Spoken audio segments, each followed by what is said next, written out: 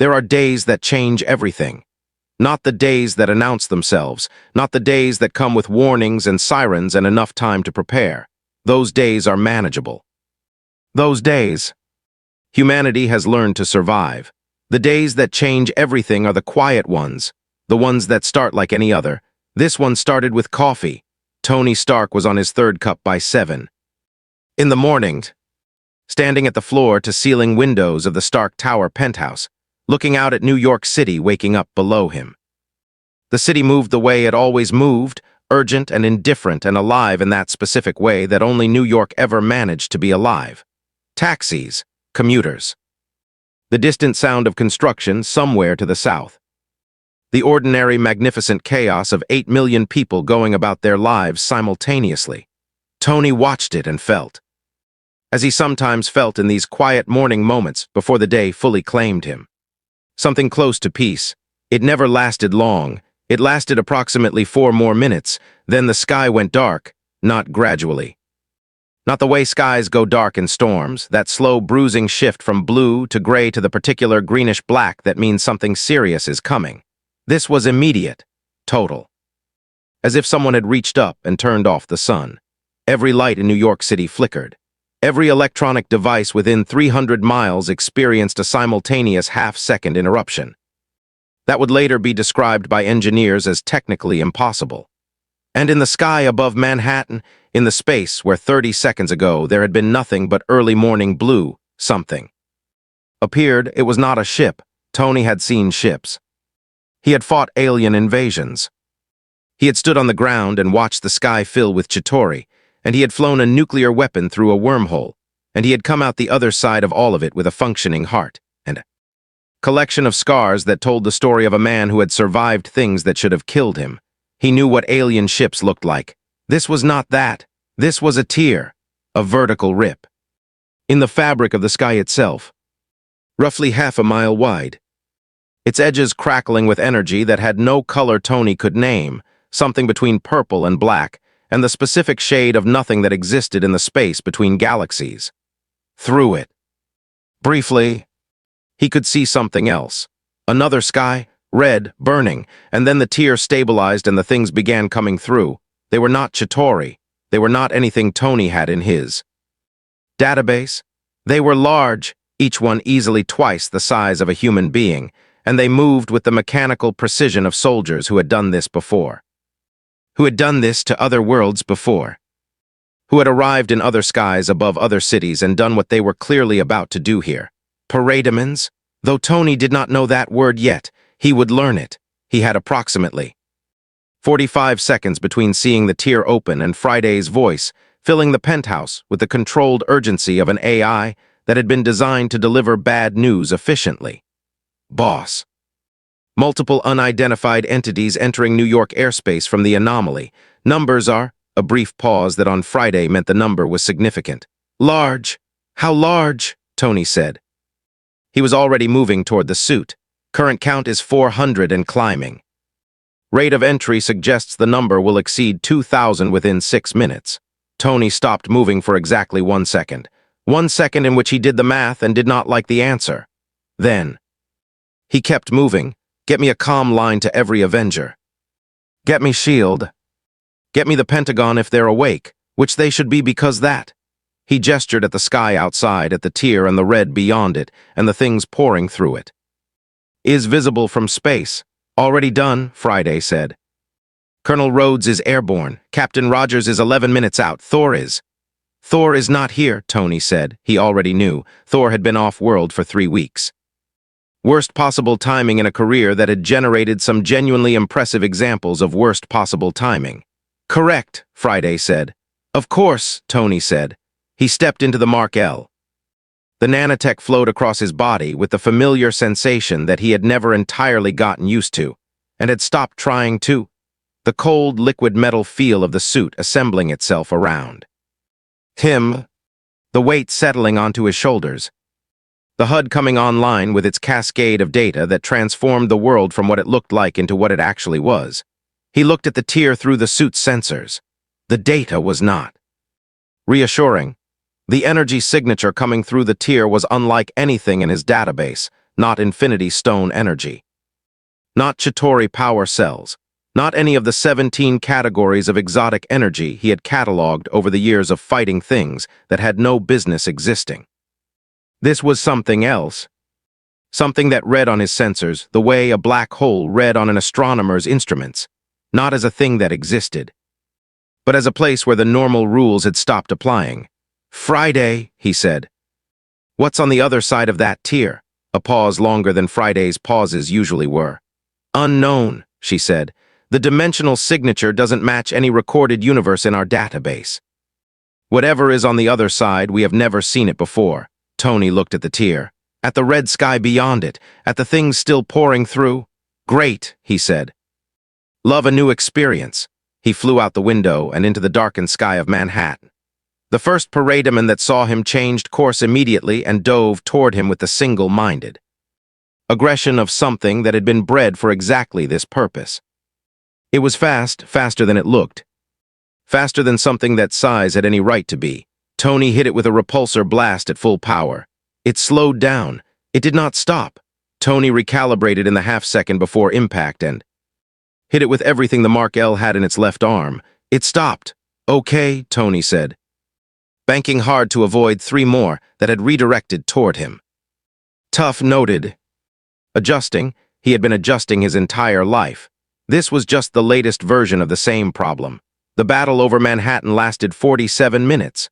47 minutes of the most sustained aerial combat Tony Stark had ever experienced. And Tony Stark had experienced aerial combat that had taken him through wormholes and into the upper atmosphere, and against opponents that the human imagination had not been designed to process. 47 minutes of parademons coming through the tier in numbers that did not decrease no matter how many Tony and War Machine and the arriving Avengers took down. Because for everyone that fell, 3 more came through. 47 minutes of a city trying to evacuate and not quite managing it fast enough. 47 minutes of Tony running tactical calculations and arriving at the same answer every time. They were losing, not quickly. Not obviously. But the math was the math, and the math said that the rate of parademon entry through the tier exceeded the rate at which they could be neutralized by a margin that was going to become critical in approximately 90 minutes. Tony did not share this calculation with the team.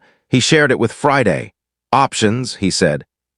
"Between engagements, ducking behind a building to let the suit's secondary systems run a 30-second repair cycle. 3 viable approaches," Friday said immediately. 1, close the tier from this side. "Problem: we don't understand the mechanism and the energy required to force it closed from outside exceeds current suit capacity by a factor of." "Next," Tony said. 2, go through the tier and close it. From the other side. Problem: unknown environment, unknown opposition. No exit strategy." Tony was quiet for a moment. "And 3, he said. 3, contain the situation until Thor or another sufficiently powerful entity returns and can address the tier directly. Problem: estimated time to containment failure is 73 minutes. Thor's estimated return is longer than that," Tony said. "Yes." He sat behind the building for the remaining 20 seconds of the repair cycle. He thought about option 2, go through the tier. Unknown environment, unknown opposition. No exit strategy. He had done worse. He had flown a nuclear weapon through a wormhole with no exit strategy. He had done that and survived and woken up on the other side and kept going. He could do this. "Friday," he said. "If I go through that tier, what are the odds I come back?" A pause. "Insufficient data to calculate," Friday said. "Best guess." Another pause. "You've beaten worse odds," she said. Which was not an answer. Which was also the most honest thing she could have said. Tony looked at the tier in the sky above Manhattan, at the red beyond it, at the city below it. Still trying to get its people out. He thought about Pepper. He thought about Morgan. He thought about a little girl with his eyes who called him daddy and deserved to keep doing that for a very long time. He thought about all of that, and then he thought about what happened to this city, to this world, if he didn't go through. "Tell Pepper," he started. "Tell her yourself," Friday said. "When you get back." Tony smiled inside the helmet. "Yeah," he said. "Okay." He flew toward the tier. He went through it at full speed. The sensation of crossing the dimensional boundary was not what he expected. He had expected pain. He had expected the suit systems to go haywire, to be torn apart by energies that the Mark L had not been designed to handle. What he got instead was silence. A half-second of perfect, absolute silence in which every system in the suit went offline simultaneously, and Tony Stark was alone in the dark inside a metal shell with nothing but his own heartbeat and the soft blue glow of the arc reactor in his chest. Then everything came back. Online, and Tony saw where he was, Apokolips. He did not know the name yet, but he knew what he was looking at.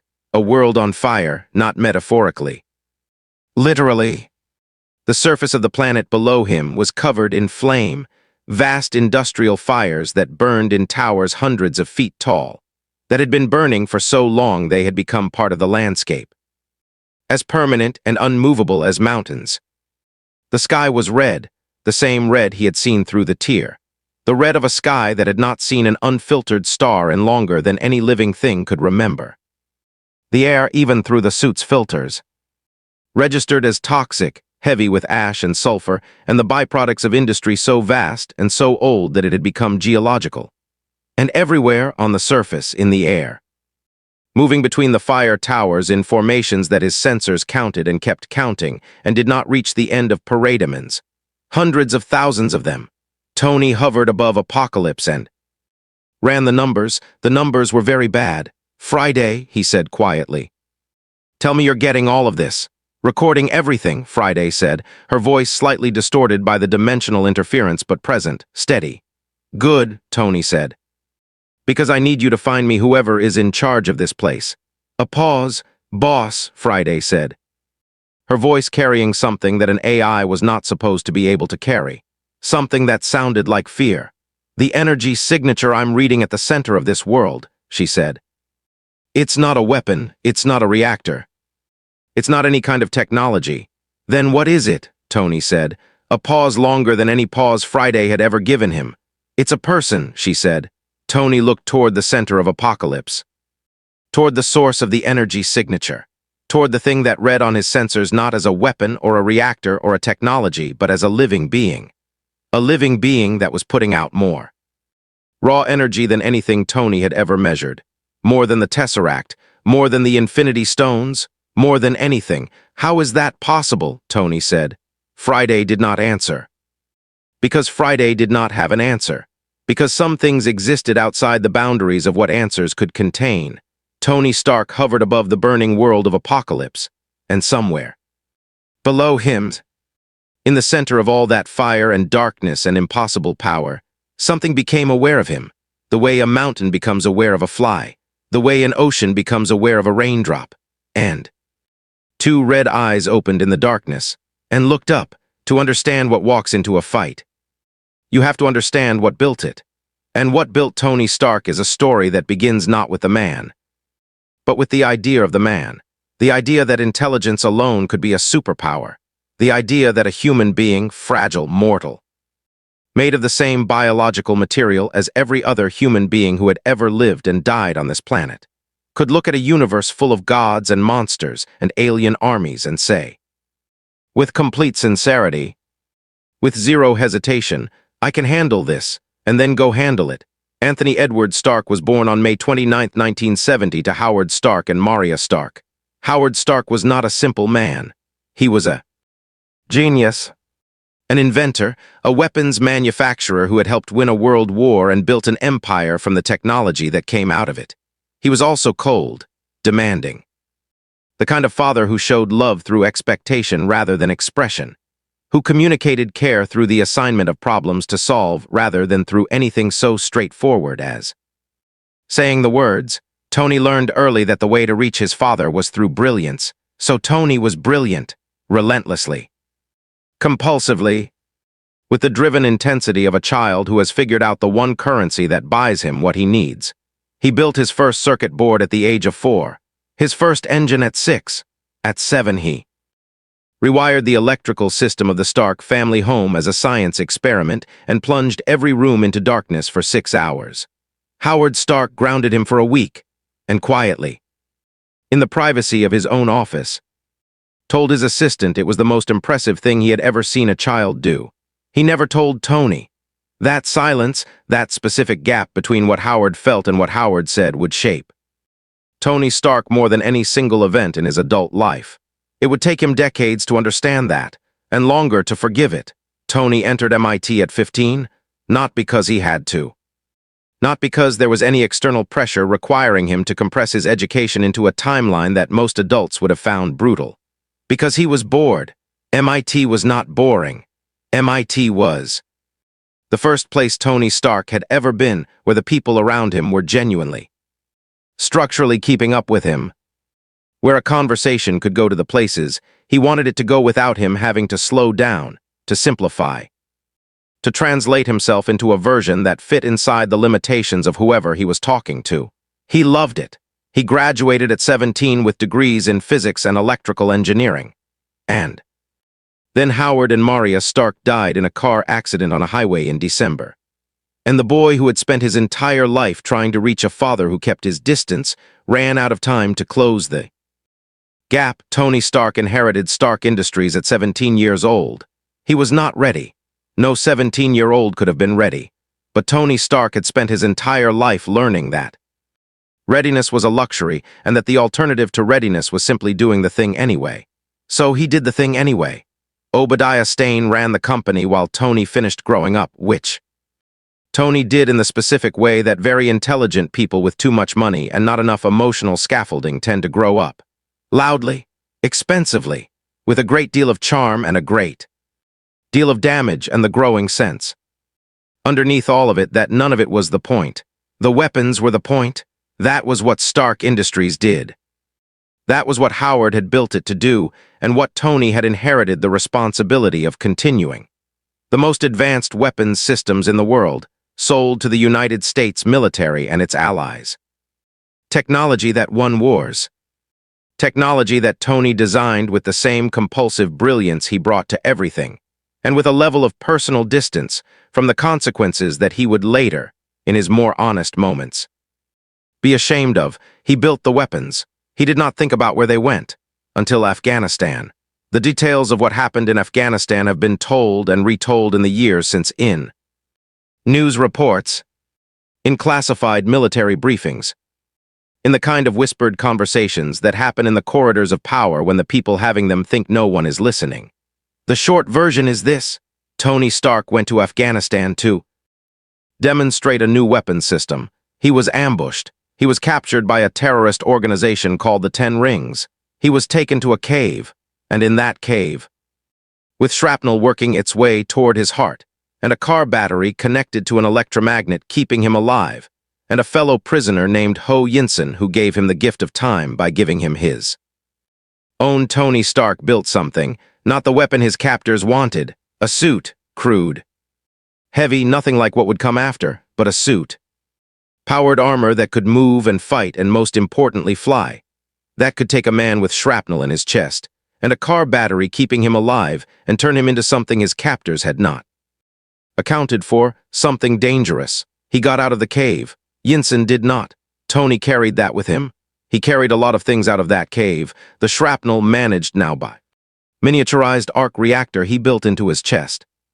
Technology so far ahead of anything else in the world that the gap between it and the next closest thing was not a gap but a canyon.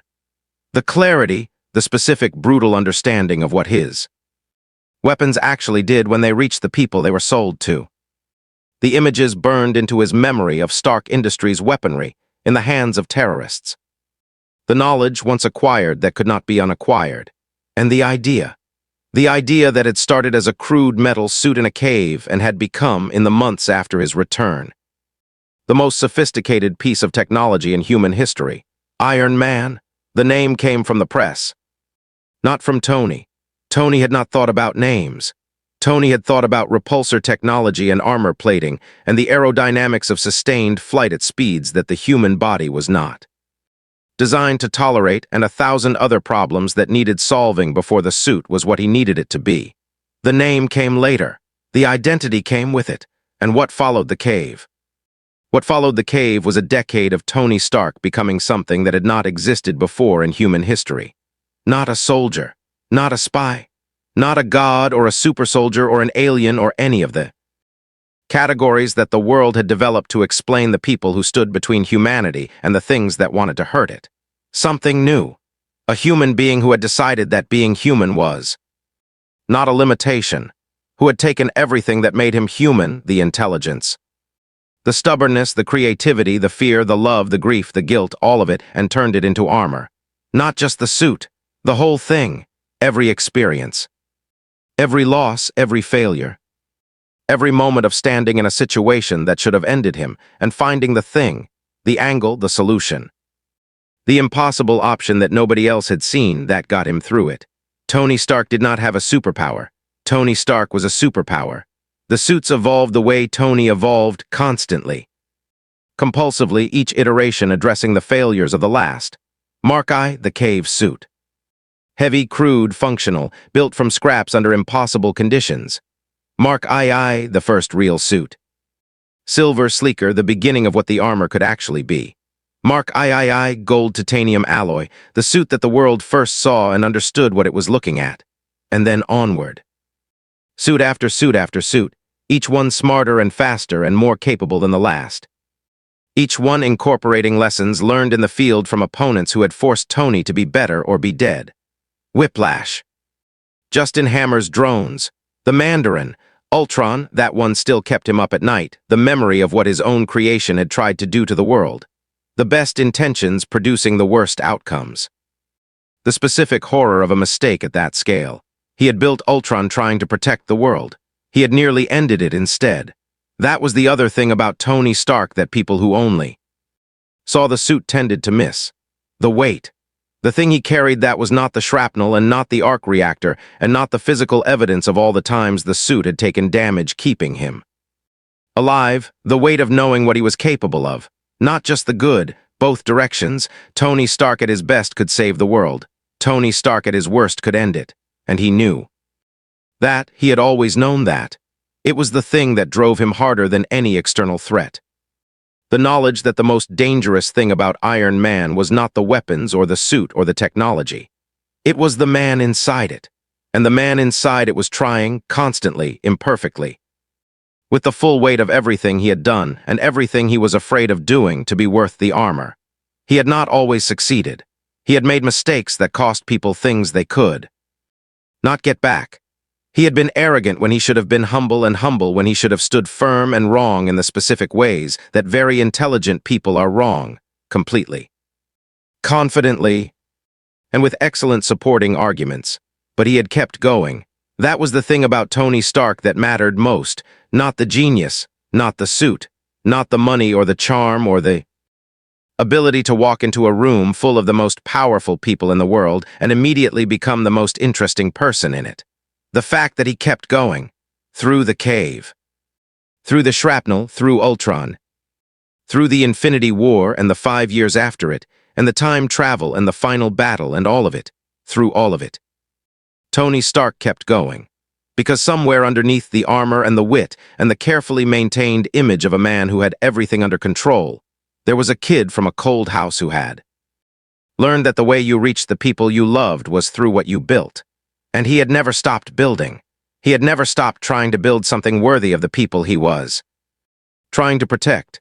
That kid, that drive, that specific combination of brilliance and damage and love that had been shaped by loss into something harder and stranger and more powerful than anyone had intended. That was what flew through the tier in the sky above Manhattan. That was what arrived on Apokolips. That was what Darkseid's red eyes opened to find hovering above his burning world, not just a man in a suit, a man who had decided, a long time ago in a cave with shrapnel in his chest, that being human was enough, that it had to be enough, that he would make it enough. The question that Apokolips was about to answer was whether he was right. There are villains, and then there are forces. A villain has motivations you can trace, wounds you can identify, a backstory that explains, if not excuses, the path that led them to the place where they stand. A villain is, at some fundamental level, comprehensible. Human in the ways that matter even when they are not human in any technical sense. Darkseid is not a villain. Darkseid is a force. To understand what Tony Stark flew toward when he crossed through that tier in the sky above Manhattan. You have to first dismantle every framework you have ever used to understand an opponent. Every category, every scale. Every reference point that your mind reaches for when it tries to measure the size of a threat. You have to start from nothing and build up. In the beginning, before Apokolips. Before the anti-life equation. Before the billions of years of conquest that had turned a prince into something that the universe itself had learned to fear, there was Uxus. A name almost no one remembers. A name that Darkseid himself has not used in so long that it has ceased to feel like it ever belonged to him. Uxus was born on Apokolips. Not the apocalypse that exists now, the burning industrial hell world that Tony Stark arrived above. That world of fire towers and red skies and parademons. The apocalypse of Uxus's birth was different, still dark, still cruel, still a world built on the foundations of power and domination. But it had gods, old gods. The gods of the fourth world, beings of immense power who had existed since the earliest days of the universe, who had shaped reality itself through the force of their existence, who held the cosmic machinery of creation in a balance that was older than any civilization that had ever risen or fallen. Uxus was the second son of the ruler of Apokolips, which meant he was, by the brutal arithmetic of his world. Nothing the first son would inherit, the second son would serve, or find another way. Uxus found another way. What he did, what the prince who would become Darkseid did in the darkness of Apokolips while his brother prepared to ascend to godhood, was not the act of a villain. It was something colder than that, more deliberate, more patient. He waited, he watched, he learned everything there was to learn about the old gods and their power, and the specific ritual through which that power was transferred, and then he waited for the moment, the precise, unrepeatable moment when the transfer was happening and the power was between vessels and therefore vulnerable. And he took it. He killed his brother in the moment of ascension and absorbed the power that had been meant for someone else. But the power of the old gods was not designed to be taken that way. It was not designed to be absorbed by violence into a vessel that had not been prepared to hold it.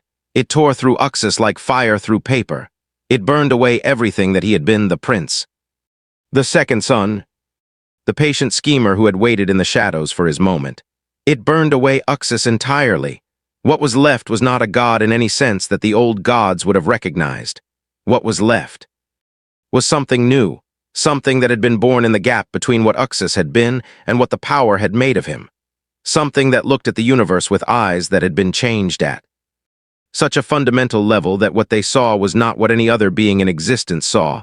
What they saw was chaos, everywhere, in everything, the random, ungoverned, meaningless chaos of a universe that had no order, no purpose, no underlying principle that gave existence meaning. And what they wanted, what Darkseid wanted, with a totality of desire that left no room for anything else, was to end it. Not through destruction, through completion, the anti-life equation, three words that do not adequately convey what they represent. The anti-life equation is not a weapon, it is not a formula in any mathematical sense. It is a truth, a fundamental, absolute cosmic truth about the nature of existence, specifically about the nature of free will. The equation, in its complete form, is the mathematical proof that free will is an illusion. That every choice every living being has ever made or will ever make is the product of deterministic processes that the being in question does not control and cannot escape. That freedom, the thing every living being in the universe believes it possesses, does not exist, has never existed, cannot exist, and the equation proves it, in a way that, once understood, cannot be ununderstood. In a way that, once experienced, removes from the living being that experiences it the capacity to act contrary to its implications. Which means, anyone who is exposed to the complete anti-life equation loses the ability to choose. They become extensions of the will that delivered the equation to them. Extensions of Darkseid, not slaves. Slaves resist. Not prisoners. Prisoners remember what freedom felt like. Something more complete than either. Something that had chosen freely to surrender the capacity for choice, because the equation had proven to them that the capacity was always an illusion anyway. This is what Darkseid has been searching for across billions of years. Of conquest, not power, he has power. More raw power than almost any being in the universe. The Omega force flowing through him with a totality that makes the word powerful feel inadequate. Not territory, Apokolips controls worlds beyond counting. An empire so vast that its borders are more concept than geography. Not worship, the beings of Apokolips do not worship Darkseid. You do not worship a natural disaster. You survive it. Or you don't, the anti-life equation, the proof that will end chaos by ending choice. The truth that will complete the universe by making it whole, by bringing every living being in existence into alignment with the single will that the equation has proven is the only will that was ever real. His. This is not madness. That is the most important thing to understand about Darkseid, and the thing that makes him more dangerous than any merely mad villain. He is not mad, he is convinced. There is a difference. A mad being can be reasoned with, or at least redirected. A mad being's goals are products of broken cognition, and broken cognition can in principle be fixed. A convinced being cannot be reasoned with, because a convinced being has already done the reasoning, has already looked at all the evidence, all the arguments, all the counterpositions, and arrived at a conclusion that it holds not with the desperate grip of someone who fears being wrong, but with the settled certainty of someone who knows. Darkseid knows. He has known for billions of years. He has never encountered an argument that moved him. He has never encountered an opponent that changed him. He has encountered opponents who delayed him, gods and heroes and cosmic entities, and the occasional collection of beings so outrageously overpowered that even Darkseid had to recalibrate and withdraw and try a different approach. But never changed him. Never. Made him doubt, because doubt requires the possibility of being wrong, and Darkseid is not wrong, he is simply not finished, physically. Darkseid is what happens when you take the concept of immovability and give it a body. He stands over 9 feet tall. His skin is the gray of ancient stone, not the gray of something dead, but the gray of something that has been harder than everything around it for so long that it has become geological. His face carries the weight of billions of years without carrying the marks of them. Not aged, not weathered, simply permanent. The face of something that was there before most of what exists came into being and will be there after most of what exists has ended. His eyes, red, not the red of anger or of blood or of any of the things that red means in human symbolic vocabulary. The red of the Omega Force, the energy that Darkseid commands. That flows through him and from him, that he has wielded for longer than most civilizations have existed. The Omega beams that project from those eyes are not simply energy weapons. They are expressions of Darkseid's will given physical form. They track, they think. They follow their target across dimensions if necessary. They can disintegrate. They can resurrect. They can do both simultaneously to the same being in a sequence that removes death as a mercy. He has used them on gods. He has used them on beings older than gods. He has used them on the fabric of reality itself when reality was not cooperating. And reality cooperated. His strength is not measurable in any unit that human science has developed. He has traded blows with Superman, a being who can move planets, and the exchange has been mutual. He has fought the entire Justice League simultaneously, and the outcome has not been foregone. He has walked through weapons that could level continents, and the only evidence of their impact has been his acknowledgement of them. He does not feel pain the way living things feel pain. He feels it. He simply does not care. Pain, to Darkseid, is information, a data point about the universe that he files and uses and does not allow to influence his direction. His direction does not change. It has not changed in billions of years. It will not change, because it is not a direction chosen from among options. It is the only direction there is, the only direction there has ever been. This is the being that became aware of Tony Stark hovering above Apokolips. This is what opened its red eyes and looked up, not with surprise. Darkseid does not experience surprise. He experiences new data, and Tony Stark, hovering above his burning world in a suit of human-built armor powered by human ingenuity, Tony Stark was new data. A human, a single human, from a world that Apokolips had not yet fully Cataloged but had identified as a potential source of what Darkseid sought. A human who had come through the tier not fleeing, not surrendering, not doing any of the things that beings from underprepared worlds did when they encountered Apokolips for the first time. A human who had come through the tier flying, toward something. Darkseid. Considered this for a moment. For Darkseid was different from a moment for any other being.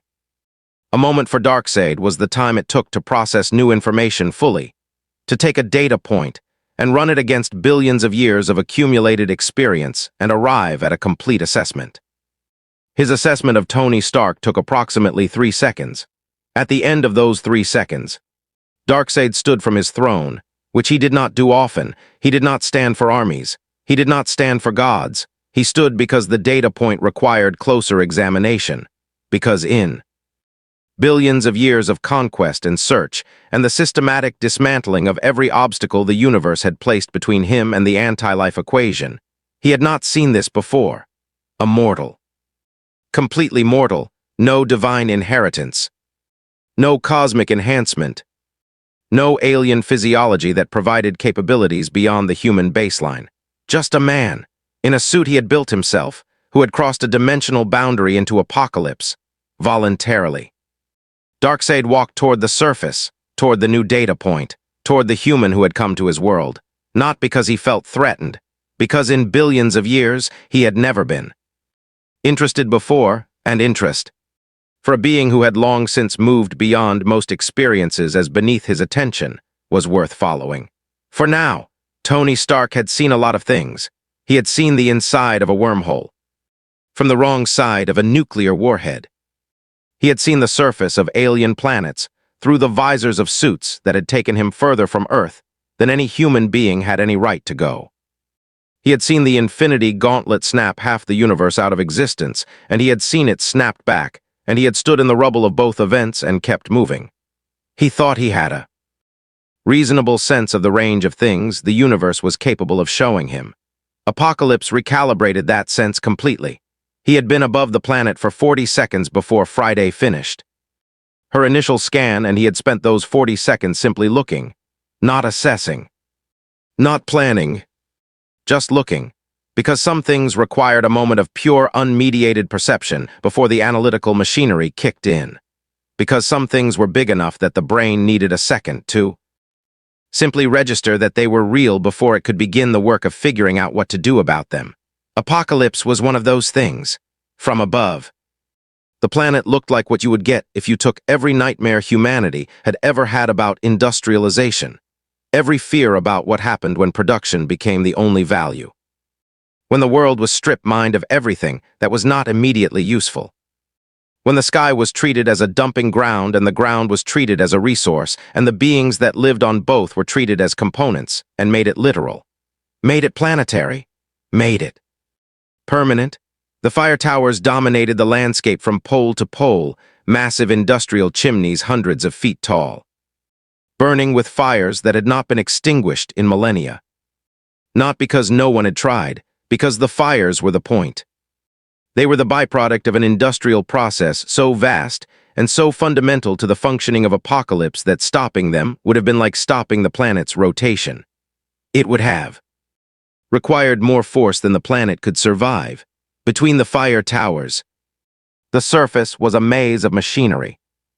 Not the clean, precise machinery of advanced technology, the brutal, overwhelming machinery of something that valued output over elegance. Pipes the diameter of highways. Gears the size of city blocks. Mechanisms whose function Tony could not immediately identify, and whose scale made identification difficult, because his brain kept trying to interpret them as landscape features rather than manufactured objects. There were structures, buildings, if you were being generous with the word. Towers of dark stone and darker metal rising between the industrial infrastructure, not designed for beauty or comfort or any of the qualities that human architecture reached for, but for function and for dominance, for the communication of a single idea through the medium of physical space. Power lives here, everything else is secondary, and the beings, everywhere, on the surface, in the air, moving through the industrial maze with the purposeful misery of a population that had been doing this for so long that misery had stopped being a condition and become a baseline. The parademons filled the sky in formations that his sensors tracked and counted, and did not reach the end of. But there were others on the surface, beings that were not parademons, that moved differently, that had a quality of agency and individuality that the parademons lacked. Soldiers, civilians. Maybe the distinction on Apokolips was not clear. Friday, Tony said quietly. Population estimate. Difficult to calculate precisely, Friday said. Surface structures block sensor penetration beyond 40 meters. But extrapolating from visible density, conservative estimate is in the hundreds of billions. Tony was quiet for a moment. Hundreds of billions, he said. Conservative, Friday said. He looked at the planet below him. At the hundreds of billions of beings living in the industrial hell of a world that had been doing this, whatever this was, for longer than human civilization had existed. He thought about what that meant. Then he stopped thinking about it because thinking about it was not useful right now, and what was useful right now was information. Scan for the tier mechanism, he said. Whatever opened the dimensional breach above Manhattan, there has to be a power source on this end. A device, a structure, something that generated enough energy to punch through dimensional barriers. Already scanning, Friday said. I'm picking up multiple high-energy signatures across the planet's surface. Narrowing now. Tony banked left, moving in a wide arc above the planet, keeping his altitude high enough to avoid immediate engagement while the scan ran. Below him, he could see parademons redirecting, formations breaking apart and reforming in patterns that suggested coordination, suggested command. Someone was directing them. Friday, he said. The formations below, are they responding to me or to a standing protocol? Analyzing, Friday said, a pause. They're responding to you specifically. The redirection began 0.3 seconds after you changed course. The response time is too fast for standing protocol. There's real-time command and control happening. From where? From the energy signature at the planet's center, Friday said. The one I identified earlier. The one that reads as a living being. Tony looked toward the center of the planet, toward the structure that rose above everything else, a tower of dark stone so massive it made the fire towers. Look decorative. It was not the tallest structure on the planet in terms of pure height, but it had a quality that height alone did not convey, a density of presence.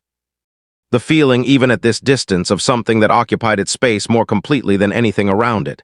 What is that structure? He said. Scanning, Friday said. The exterior is composed of a material I don't have in my database. It's denser than anything in our periodic table. The interior is shielded. I'm getting partial readings only. A pause. It's the throne room, Tony. That's where the energy signature is. Tony looked at the throne room. Okay, he said.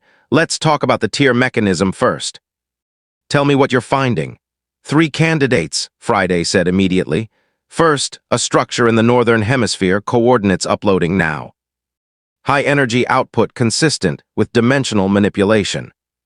Problem: it's surrounded by approximately 40,000 parademons in a defensive formation that does not look casual. Meaning they know that's important, Tony said. Meaning they've been told to protect it, Friday said. Second candidate, a mobile platform. Airborne, moving in a low orbit pattern above the planet. Energy signature is intermittent. It might be a relay rather than a primary source. And third, a pause. Third is the throne room, Friday said. Tony absorbed that. So the most likely source of the dimensional tier that's currently dumping parademons on Manhattan, he said slowly, is either a heavily defended fixed installation, a mobile relay platform I'd have to chase across a planet I don't know, or the personal residence of whatever is generating an energy signature larger than anything I've ever measured. That's an accurate summary, Friday said. Great, Tony said. Great set of options. Really spoiled for choice here. He kept moving, buying time, letting the suit's sensors gather data while he thought. The tactical picture was not good. He was one man, one suit, on a planet of hundreds of billions, surrounded by an air force of parademons, whose numbers he had stopped counting because the count was not useful. with 3 potential targets for the thing he needed to destroy and no certainty that destroying any of them would actually close the tier. He had been in bad tactical situations before. He had been in situations where the math said he should lose. The math had been wrong before, but the math had never been this wrong before. "Friday," he said. "Run me a probability analysis. If I destroy the northern installation, what are the odds the tier closes?" 42%, Friday said. "Mobile platform, 28%. Lower because I believe it's a relay. Destroying a relay doesn't necessarily affect the primary source." "And the throne room?" A pause. 87%, Friday said. "If the energy signature in the throne room is the primary source, and I believe it is, then whatever is generating it is directly connected to the dimensional breach. Neutralize the source, the breach closes." "Neutralize," Tony said. "You said neutralize." "Yes, not destroy, not shut down." "Neutralize, because I don't know if destroy is an option," Friday said quietly. "The energy signature I'm reading, Tony, it's not a machine. It's not a power source I can give you a schematic for and tell you where to hit it. It's a living being. A living being that is putting out more energy than the sun." Tony flew in silence for a moment. "More than the sun," he said. "More than our sun," Friday clarified. "At its current output level. And you're saying that living being is directly generating the dimensional tier." "I'm saying the dimensional tier is a byproduct of that living being's activity," Friday said. "Like heat is a byproduct of combustion. The tier isn't a weapon being fired. It's a side effect of something much larger happening." Tony processed that. "A dimensional breach the size of half a mile, wide enough to pour an army through. Dark enough to blot out the Manhattan sky as a side effect. As the incidental consequence of something much larger." "What is it doing?" Tony said. "The energy signature. What is it actually doing that's large enough to produce a dimensional tier as a side effect?" "I don't know," Friday said. "The data I'm getting is incomplete." "But the pattern of the energy output." A pause. "It's searching, Tony. Whatever it is, it's searching for something. The dimensional breach above Manhattan isn't an invasion in the traditional sense. It's a probe. The parademons are scouts. Scouts looking for what? I don't know," Friday said again. Tony looked at the throne room in the distance, at the dark stone tower rising above everything else. On a planet that had made darkness its architecture, he thought about what Friday had said. Searching. Not invading, searching. "Friday," he said. "Is there anything on Earth? Anything in our databases, anything the Avengers have encountered? Anything S.H.I.E.L.D. has cataloged, that matches what this energy signature is looking for?" A longer pause this time. The longest pause Friday had given him since he'd crossed through the tier. "There's one match," she said finally. "Tell me, in the S.H.I.E.L.D. Deep Archive. Pre-Avengers Initiative data. There's a file, it was flagged as theoretical, as the product of fringe research that the mainstream scientific community had not validated." Another pause. "It's about something called the anti-life equation." Tony felt something move through him that was not quite cold and not quite fear, but was in the neighborhood of both. "Define anti-equation," he said. Friday defined it. Tony listened. He listened to the definition of a mathematical proof that free will did not exist. That every choice, every living being had ever made was an illusion.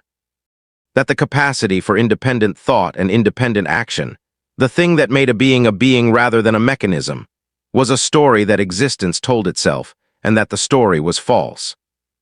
He listened to the definition of the thing that Darkseid had been searching for across billions of years. The thing that the dimensional breach was a side effect of searching for.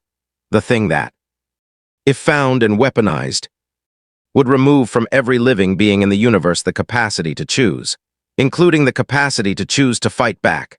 Tony was quiet for a long time after Friday finished. Below him, Apokolips burned. Around him, the parademons moved in their formations. In the throne room at the center of the world, something ancient and vast and utterly certain of itself sat on its throne and searched. Friday, Tony said. "Yes, if it finds what it's looking for, then free will ends," Friday said. "For everyone, everywhere." Permanently, Tony looked at the throne room, at the dark tower, at the world built around the will of a single being who had decided, billions of years ago, that the universe's problem was that it contained too many wills. He thought about Morgan, about Pepper, about every person on every world who had ever made a choice, right or wrong, good or bad, brave or cowardly, and had made it freely. He thought about what it meant to take that away, not to kill them, to take away the part of them that made them themselves. He made a decision. Not because the math was good. The math was terrible. He made it because some decisions did not get made by math.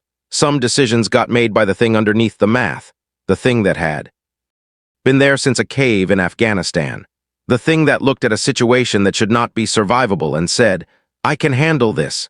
Plot me a course to the throne room," Tony said. "Tony, plot me a course to the throne room." Friday, a pause. "Plotting," she said. Tony Stark turned toward the Dark Tower at the center of Apokolips and flew toward it, alone, as he had always in the end. Flown toward the things that mattered, alone. The throne room of Apokolips was not designed to impress. That was the first thing Tony noticed as he approached it. Every seat of power he had ever seen, every palace, every war room, every place where authority announced itself through architecture had been designed with impression in mind. With the deliberate manipulation of scale and material and light to communicate something to the person entering it. "You are small, we are large, behave accordingly." The throne room of Apokolips did not bother with that. It did not need to. It was large, incomprehensibly large. The kind of large that stopped being a measurement and became a condition, but the largeness was not performing anything. It was simply the natural consequence of being built around something that required that much space, not for comfort, not for ceremony, simply because anything smaller would have been inadequate. The walls were dark stone, the same material Friday had been unable to identify from orbit. Up close, even more clearly, not anything that belonged in any periodic table Tony had ever studied. It absorbed light rather than reflecting it, not the way black paint absorbed light, not the way any material he had encountered absorbed light, but completely, totally. As if the stone had decided that light was not welcome and light had agreed. The floor was the same material. The ceiling, distant enough that the suit's sensors had to work to find it, was the same. The only illumination came from the Omega Force. It ran through the room in channels carved into the walls and floor, not pipes. Not conduits in any mechanical sense, but channels that the energy moved through because the energy had always moved through them. Because the room had been built around the energy rather than the energy being rooted through the room. Red light, moving, alive in a way that energy was not supposed to be alive. Tony flew. Through the entrance there were no doors. The entrance was simply an absence of wall large enough to fly a jumbo jet through, and his suit systems ran their assessment automatically. Temperature, extreme. The suit's thermal management kicked up 3 levels without being asked. Atmospheric composition, toxic without the suit's filtration. Sulfur ash, compounds that Friday flagged as biologically incompatible with human life and several other categories of life besides. Structural integrity of the space, complete. Whatever the dark stone was, it was not going anywhere. The throne room had the quality of something that had been here before the planet formed around it and would be here after the planet was gone. And at the far end of the room, the throne, also dark stone, also absorbing light rather than reflecting it, also not performing anything, just existing, with the settled permanence of something that had been existing in this spot for so long that the universe had simply incorporated it into its geometry. The throne was empty. Tony stopped moving, held position, scanned the room, nothing on sensors except the Omega Force channels and the throne and the dark stone absorbing light in every direction. "Friday," he said quietly. "Where is the energy signature?" "It was here," Friday said, her voice carrying something Tony did not like. 30 seconds ago it was here." Now, Tony said. "Now it's behind you," Friday said. Tony turned. Darkseid was standing 10 feet away. Tony had not heard him arrive. His sensors had not registered movement. 1 moment the space behind him had been empty. The next moment it contained Darkseid, as if the concept of arrival did not apply, as if Darkseid did not move through space so much as space rearranged itself to place him where he intended to be. Tony looked at him. He had seen large beings before. He had stood next to Thor and the Hulk and beings whose physical scale made the word large feel insufficient. He had developed, over years of fighting things that were bigger than him, a functional immunity to the psychological impact of size. That immunity did not fully work here. It was not the size. It was not even the Omega Force, the red light moving through Darkseid's eyes with the patient, unrushed quality of something that had been moving for billions of years and was in no hurry. It was the stillness. Darkseid was completely still, not the stillness of someone waiting.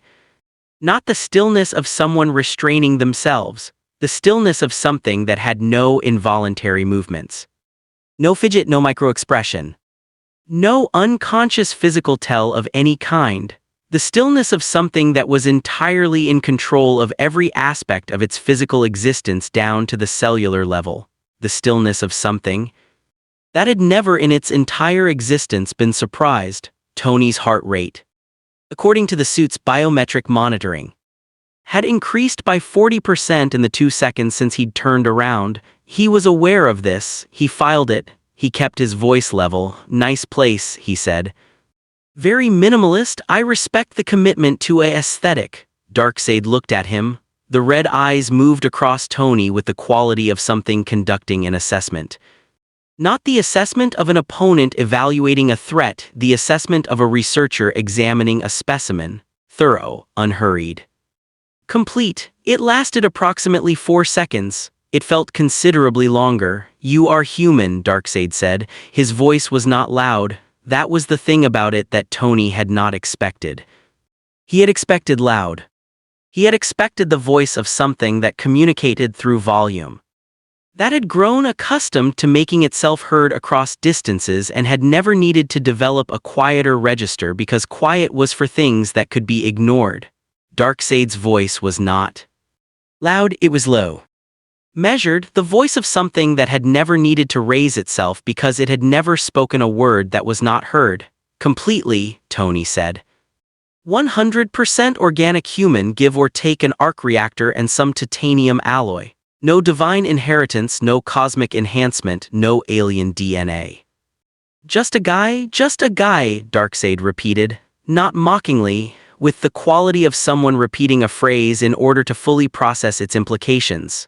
Who came through my dimensional breach, Darkseid continued. Alone to my throne room on my world. In my defense, Tony said, the breach was over my city first.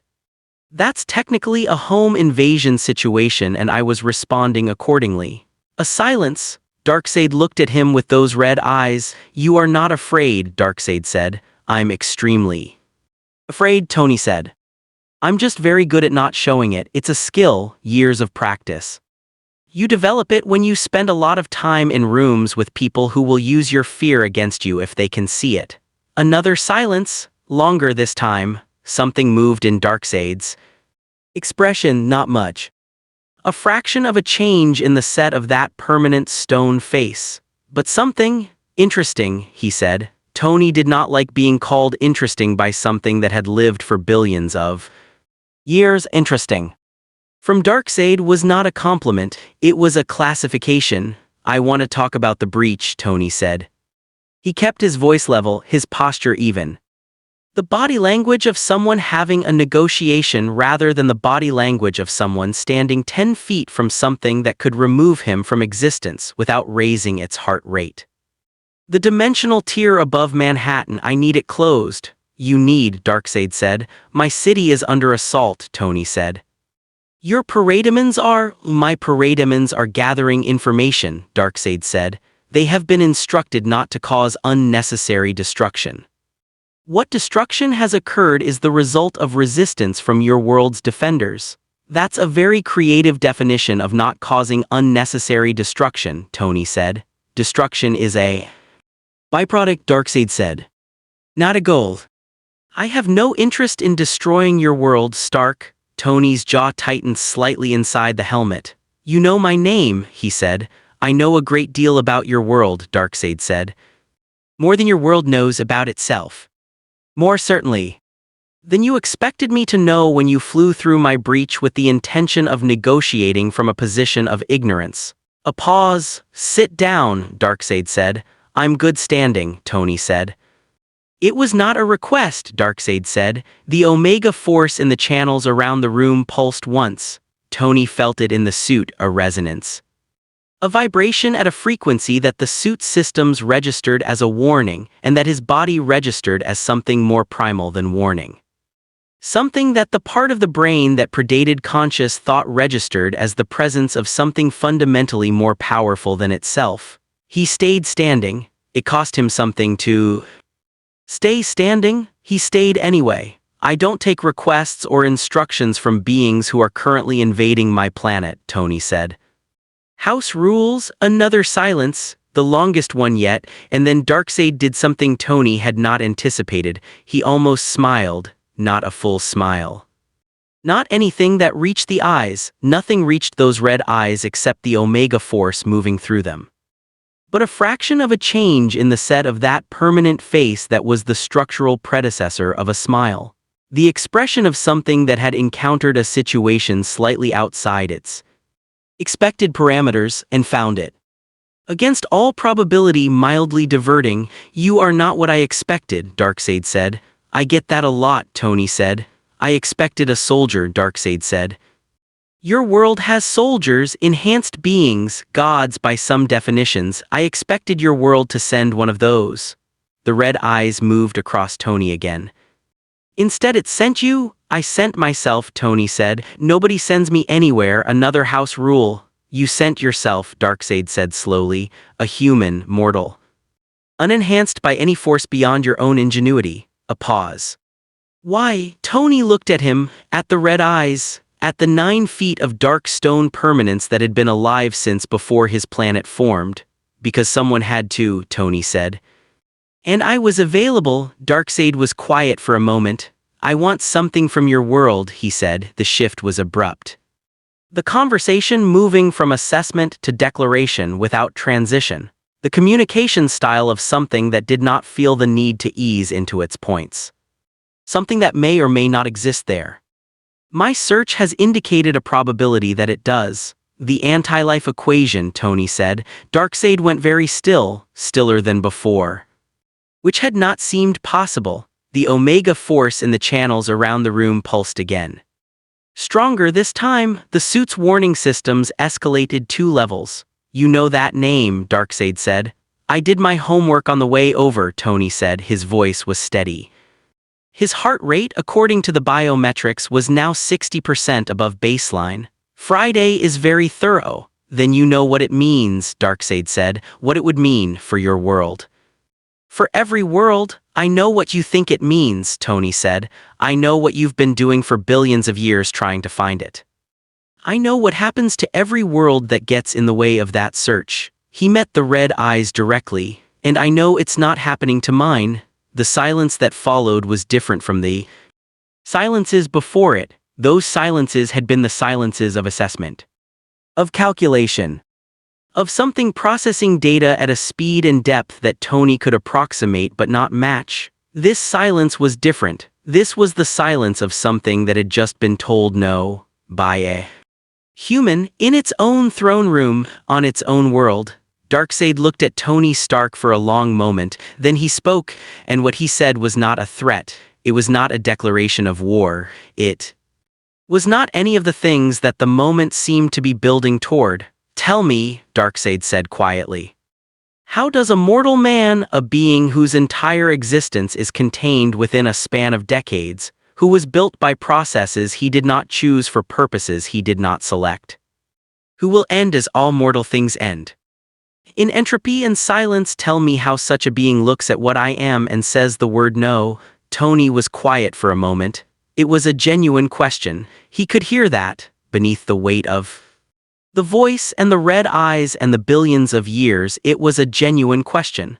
The question of something that had encountered, for perhaps the first time in a very long time, something it did not fully understand. Because no is what I have, Tony said. It's what any of us have.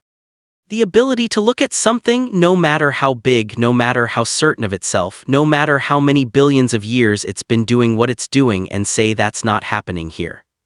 Not today, not to the people I'm responsible for. A pause. You want to take away choice, Tony said. You've spent billions of years trying to prove that choice is an illusion so you can take it away from everyone. But the fact that I'm standing here, that I flew through your breach and came to your throne room alone and said no to your face, that's the answer to your equation right there. He met the red eyes. Choice is real, Tony said. Because I just made one. And you didn't stop me? The Omega force in the channels surged, the room filled with red light, and Darkseid rose to his full height, all 9 feet of him, the settled permanence of something that had been still for billions of years suddenly in motion. No, Darkseid said. His voice unchanged, still low, still measured. I have not stopped you yet. Yet, Tony said, great word.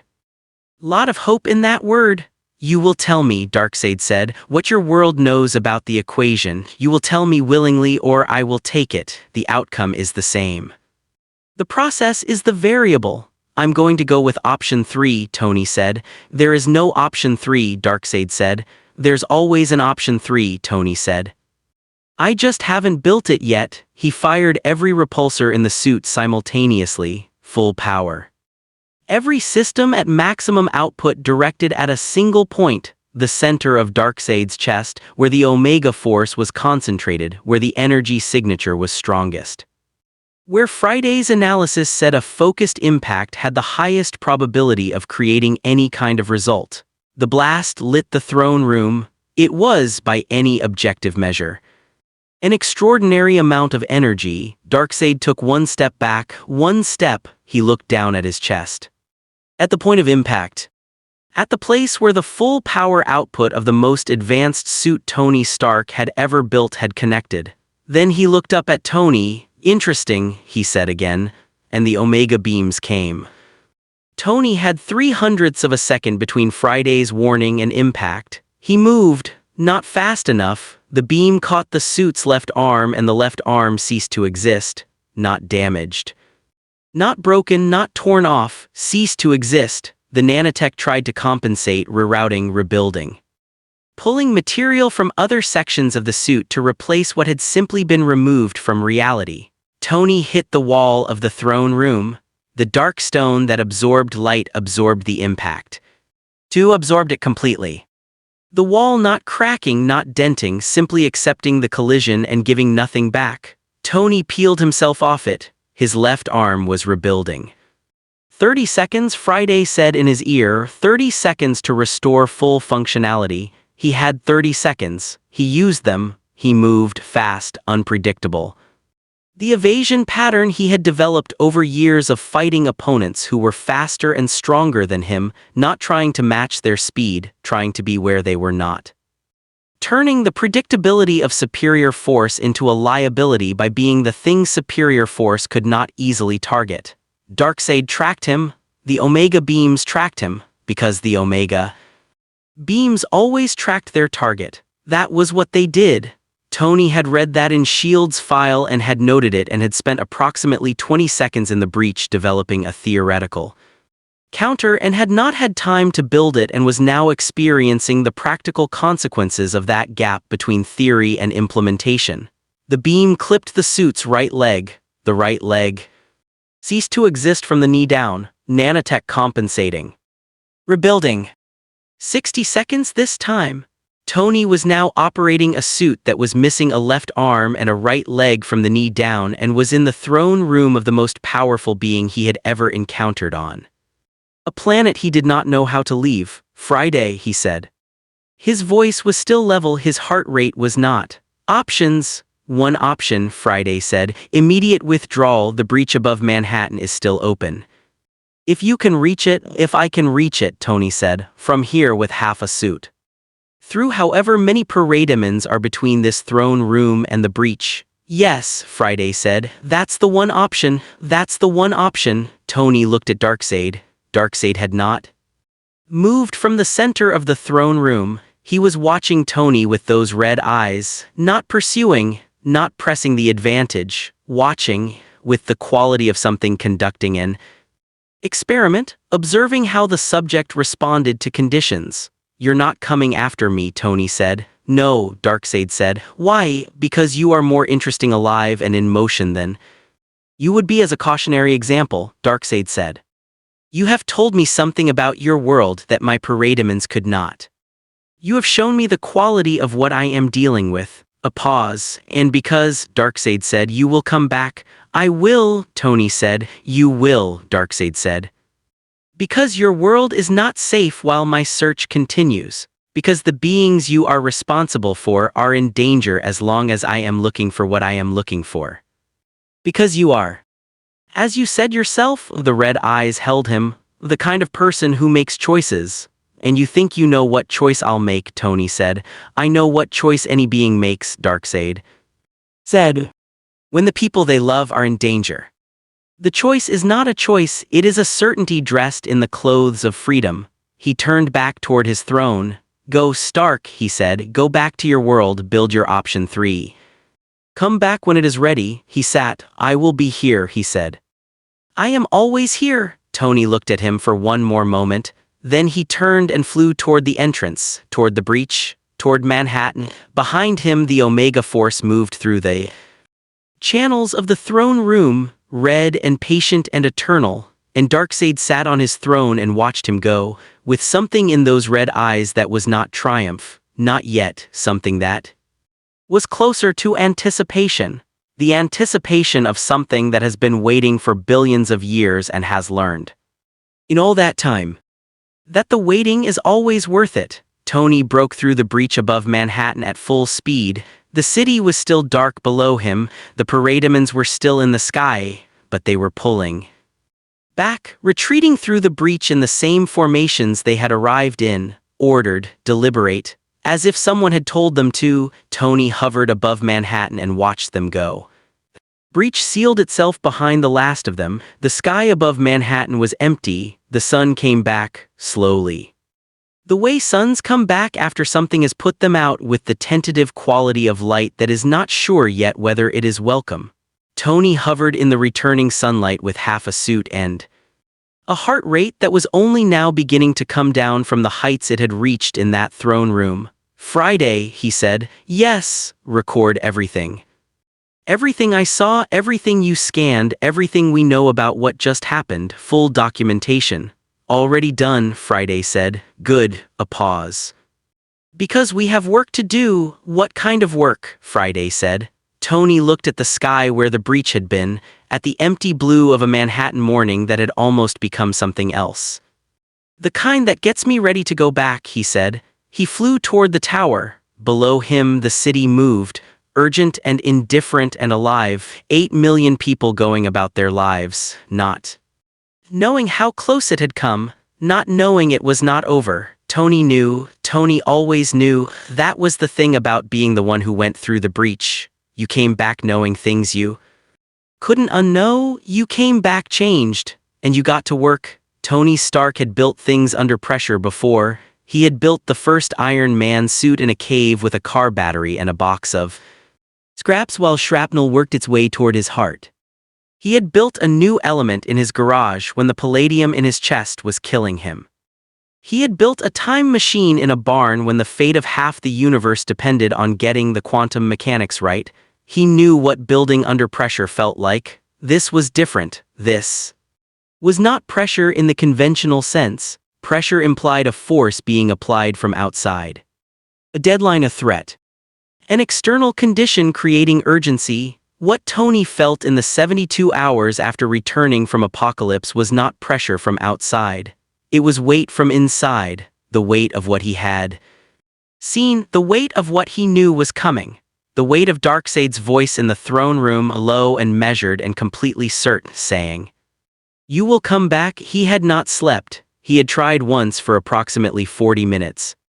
Lying on the couch in the workshop with the lights at 10% and Friday playing the ambient sound profile she had developed over years of knowing exactly what Tony Stark's nervous system needed to approach rest, it had not worked. Every time he closed his eyes he saw the Omega beams, the left arm of the Mark L ceasing to exist, not damaged, Not destroyed in any conventional sense, simply removed from reality, by a look, by the casual redirection of energy that had been flowing through Darkseid's eyes for billions of years and had encountered, in the Markel, something marginally more interesting than everything else it had erased. He had gotten up after 40 minutes and gone back to work. The workshop was in a state that Pepper had learned over years to recognize as a specific category of Tony Stark operational mode. Every surface covered, every screen active, the holographic displays running 12 simultaneous workstreams, each one a different aspect of the same problem.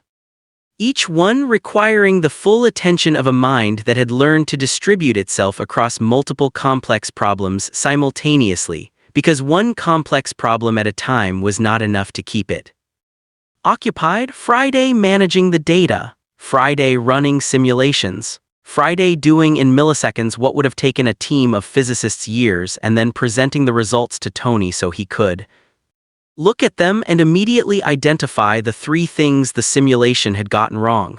Run it again, Tony said. With the modified shielding coefficient, running, Friday said, a pause of approximately 2 seconds, same result. The omega force penetrates the shielding at 0.47 seconds regardless of coefficient adjustment. Because we're treating it like energy, Tony said. He pulled up a different display. It's not energy, not in any sense our physics recognizes. Energy has a source, a medium, a measurable effect on the environment it moves through. The omega force doesn't behave like energy, Friday said. It behaves like will, Tony said. It's not a beam, it's a decision. Darkseid decides something ceases to exist, and the omega force is how that decision becomes physical reality. You can't shield against a decision. You have to change the decision.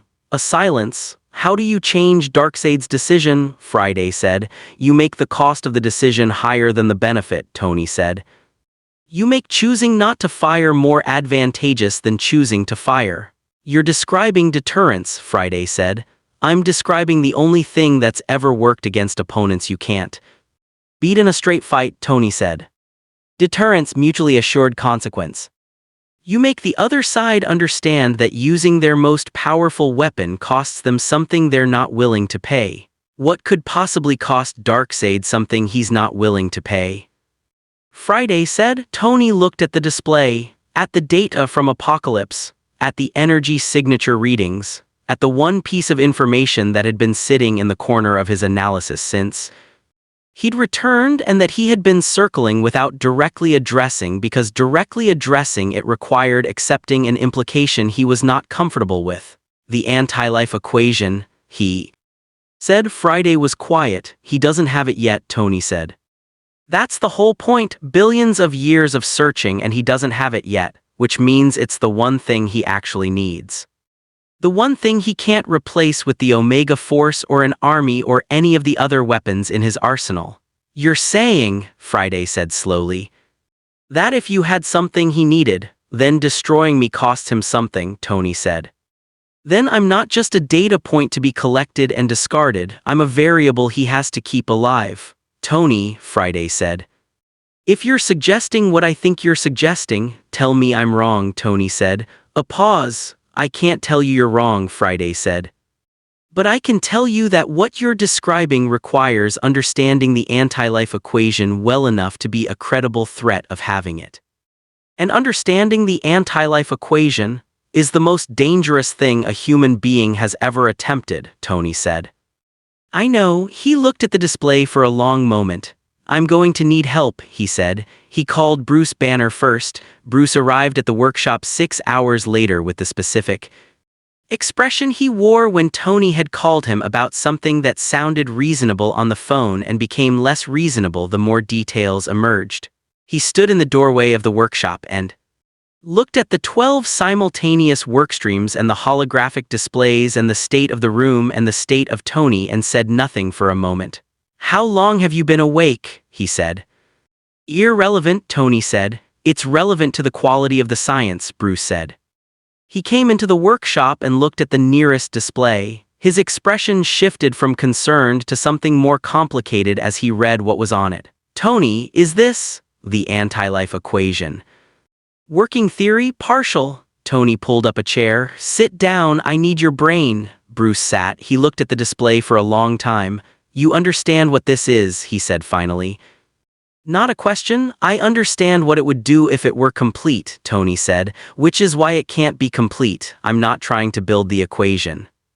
I'm trying to build enough of it to be credible. Credible to Darkseid, Bruce said. Yes, who has been searching for this for billions of years, Bruce said.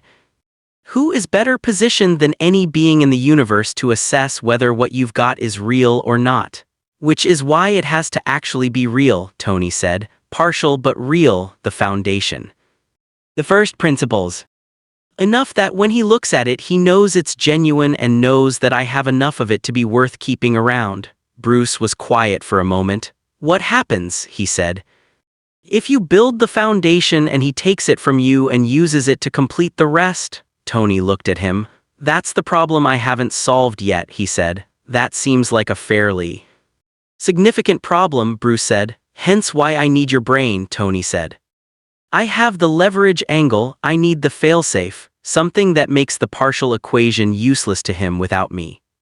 Something that ties the information to my continued existence in a way he can't circumvent. Bruce looked at the display, at the equations and diagrams and theoretical frameworks that Tony had been building for 72 sleepless hours. This is the most dangerous thing we've ever done, Bruce said. Top 5. Maybe, Tony said. Top 1, Bruce said.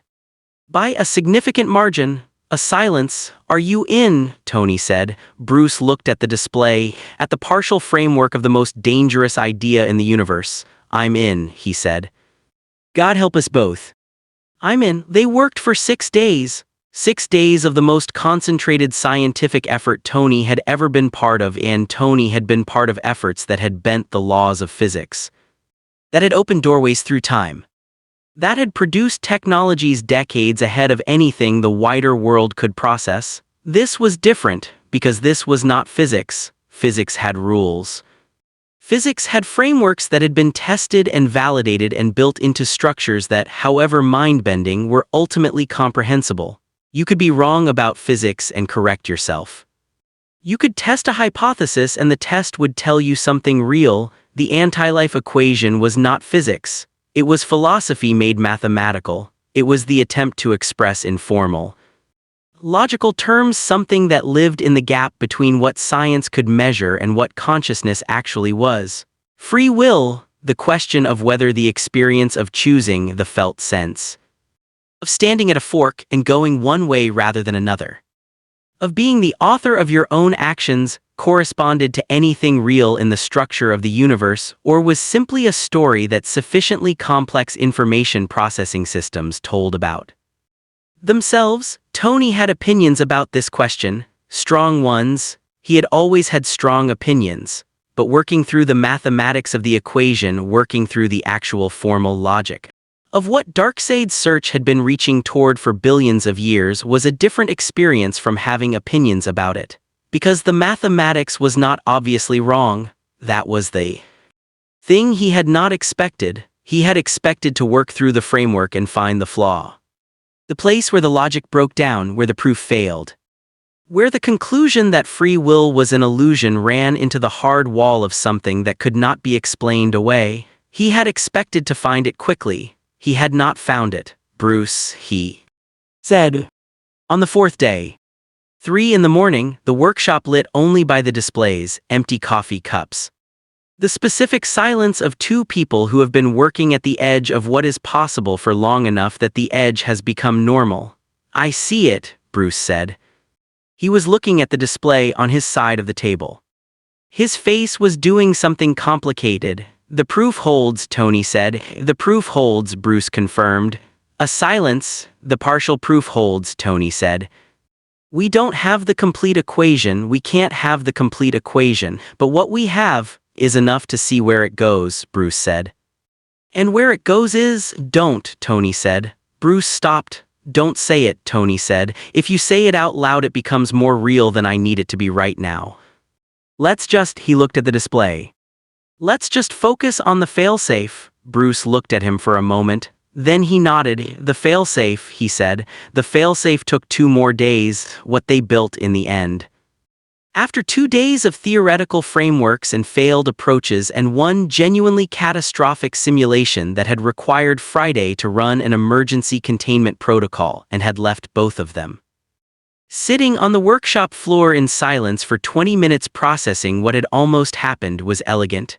Tony had always believed that the most important things were elegant, not simple. Elegance was not the same as simplicity. Elegance was the quality of a solution that was exactly as complex as it needed to be and no more. That fit the problem so precisely that any addition or subtraction would make it worse. The failsafe was elegant. It was also, Tony reflected, the most Tony Stark thing he had ever built, because what it did what the failsafe did.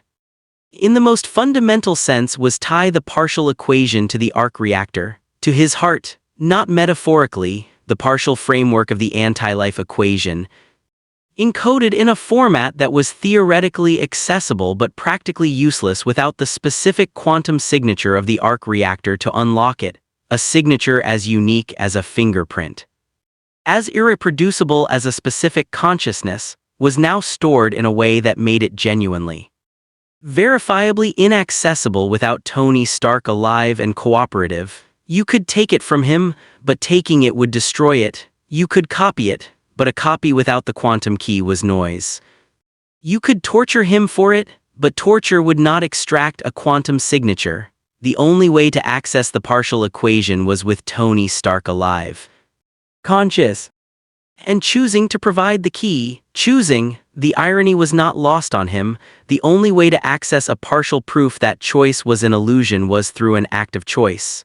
He filed that away. For later, this is ready, Bruce said. Day 6 morning. The first real morning light Tony had seen since before this had started coming through the workshop windows. Yes, Tony said. And the suit, Bruce said. The suit had been a parallel project running alongside the equation work, progressing through the nights when the theoretical work hit walls that required time rather than effort to overcome. The Mark L had been insufficient. Tony had always known the Mark L was insufficient for this. The Mark L was the most advanced suit he had built before Apokolips. The most advanced suit he had ever built had been enough. After Apokolips, enough had a new definition. The new suit, he had not named it yet. He never named them until they were finished and sometimes not until they had been tested. Incorporated everything the Mark L had incorporated and then went further in directions the Mark L had not been designed to go. The primary challenge had been the Omega Force. Conventional shielding was useless against it. Tony had established that in the first hour of analysis. The Omega Force did not interact with matter in any conventional way. It did not transfer energy to matter in a way that matter could absorb or deflect. It simply made decisions about what existed and those decisions became reality. You could not shield against a decision, but you could, potentially, make yourself a less attractive target for the decision. The suit incorporated a system Tony had been working on for 3 days and had almost abandoned twice, a quantum probability field that made the suit's position genuinely uncertain at the subatomic level. Not invisible, not cloaked, but occupying a sewer position of positions that made the Omega Force's targeting, which worked by fixing on a specific location in spacetime and making a decision about it, significantly more difficult, not impossible. Nothing about Darkseid was impossible to overcome with this suit. Tony had accepted that. He had stopped trying to build something that could beat Darkseid in a straight fight and started trying to build something that could survive long enough in Darkseid's presence to have a conversation. That was the goal. Survive the conversation, have the leverage to make the conversation matter, come home. The suit also had one other feature that Tony had not told Bruce about, that he had not told anyone about, that he had built in the quietest hours of the 6 days. When Friday had been running long simulations and Bruce had been asleep on the couch and the workshop had been as close to empty as it ever got. A self-destruct mechanism, not for the suit, for the partial equation. if Tony Stark's heart stopped for any reason. Under any circumstances, the quantum signature generated by the arc reactor would cease. And the partial equation would collapse into noise in approximately 3 seconds. Gone, permanently, irrecoverable. He had built this because leverage required credibility, and credibility required the other party to believe that the option you were holding over them was real. Darkseid would know the self-destruct was real. Darkseid would know that Tony Stark was the kind of person who built failsafes with teeth. That was the leverage, not the partial equation itself. The fact that it died with him, that killing him was not a solution, that the only path to what Darkseid wanted ran through Tony Stark alive and talking. He stood in the workshop on the morning of day 6 and looked at what 6 days had produced.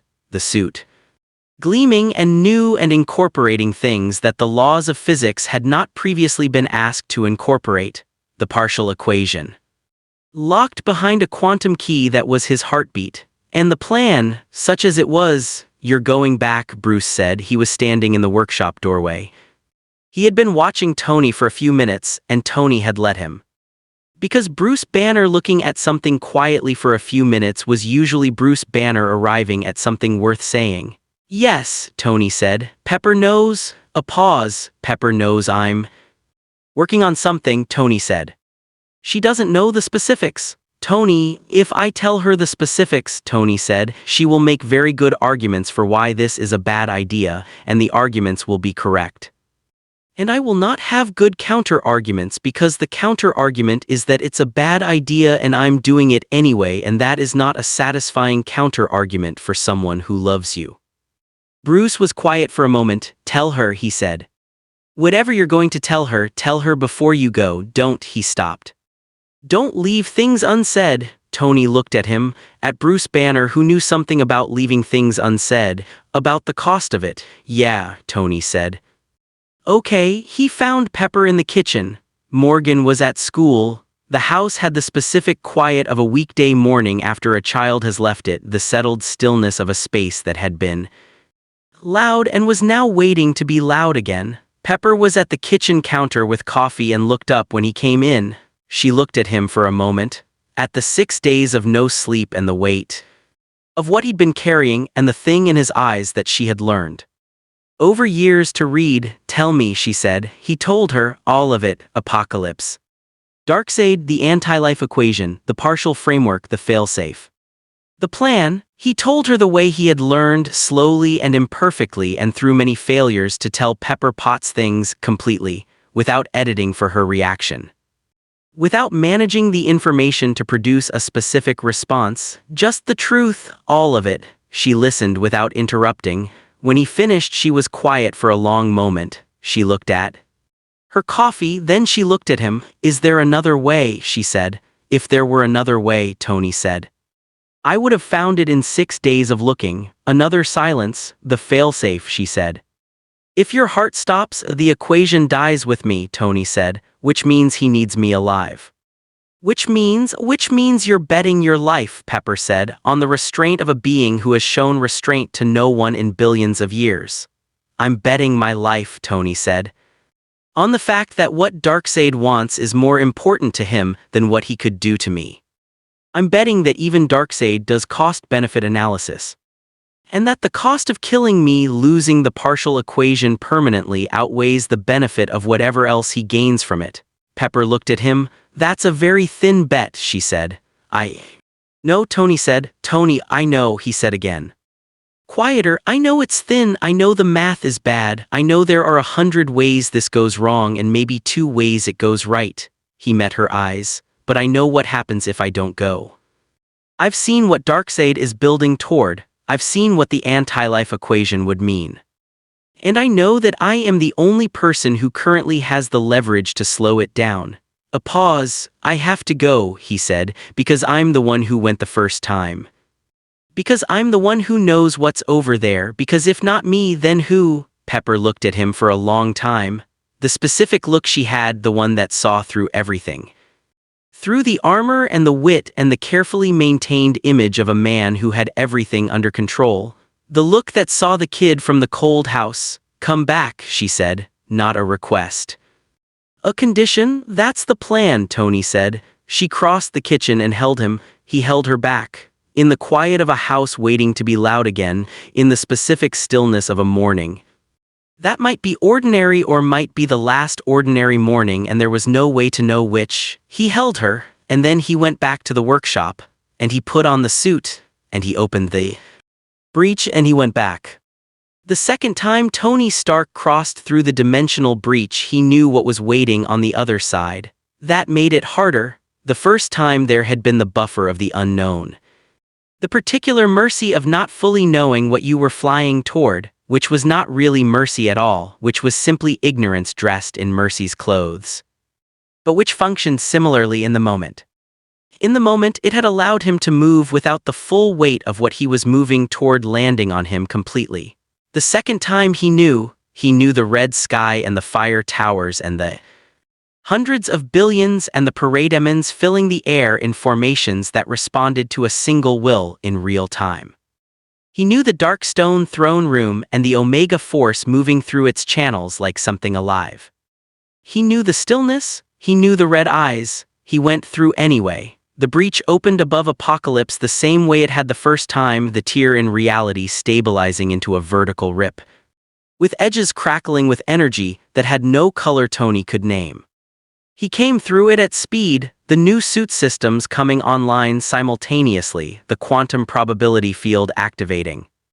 Friday running her initial assessment of the environment. Same red sky, same fire towers, same formations of parademons in the air below him, different response, the first time he had arrived.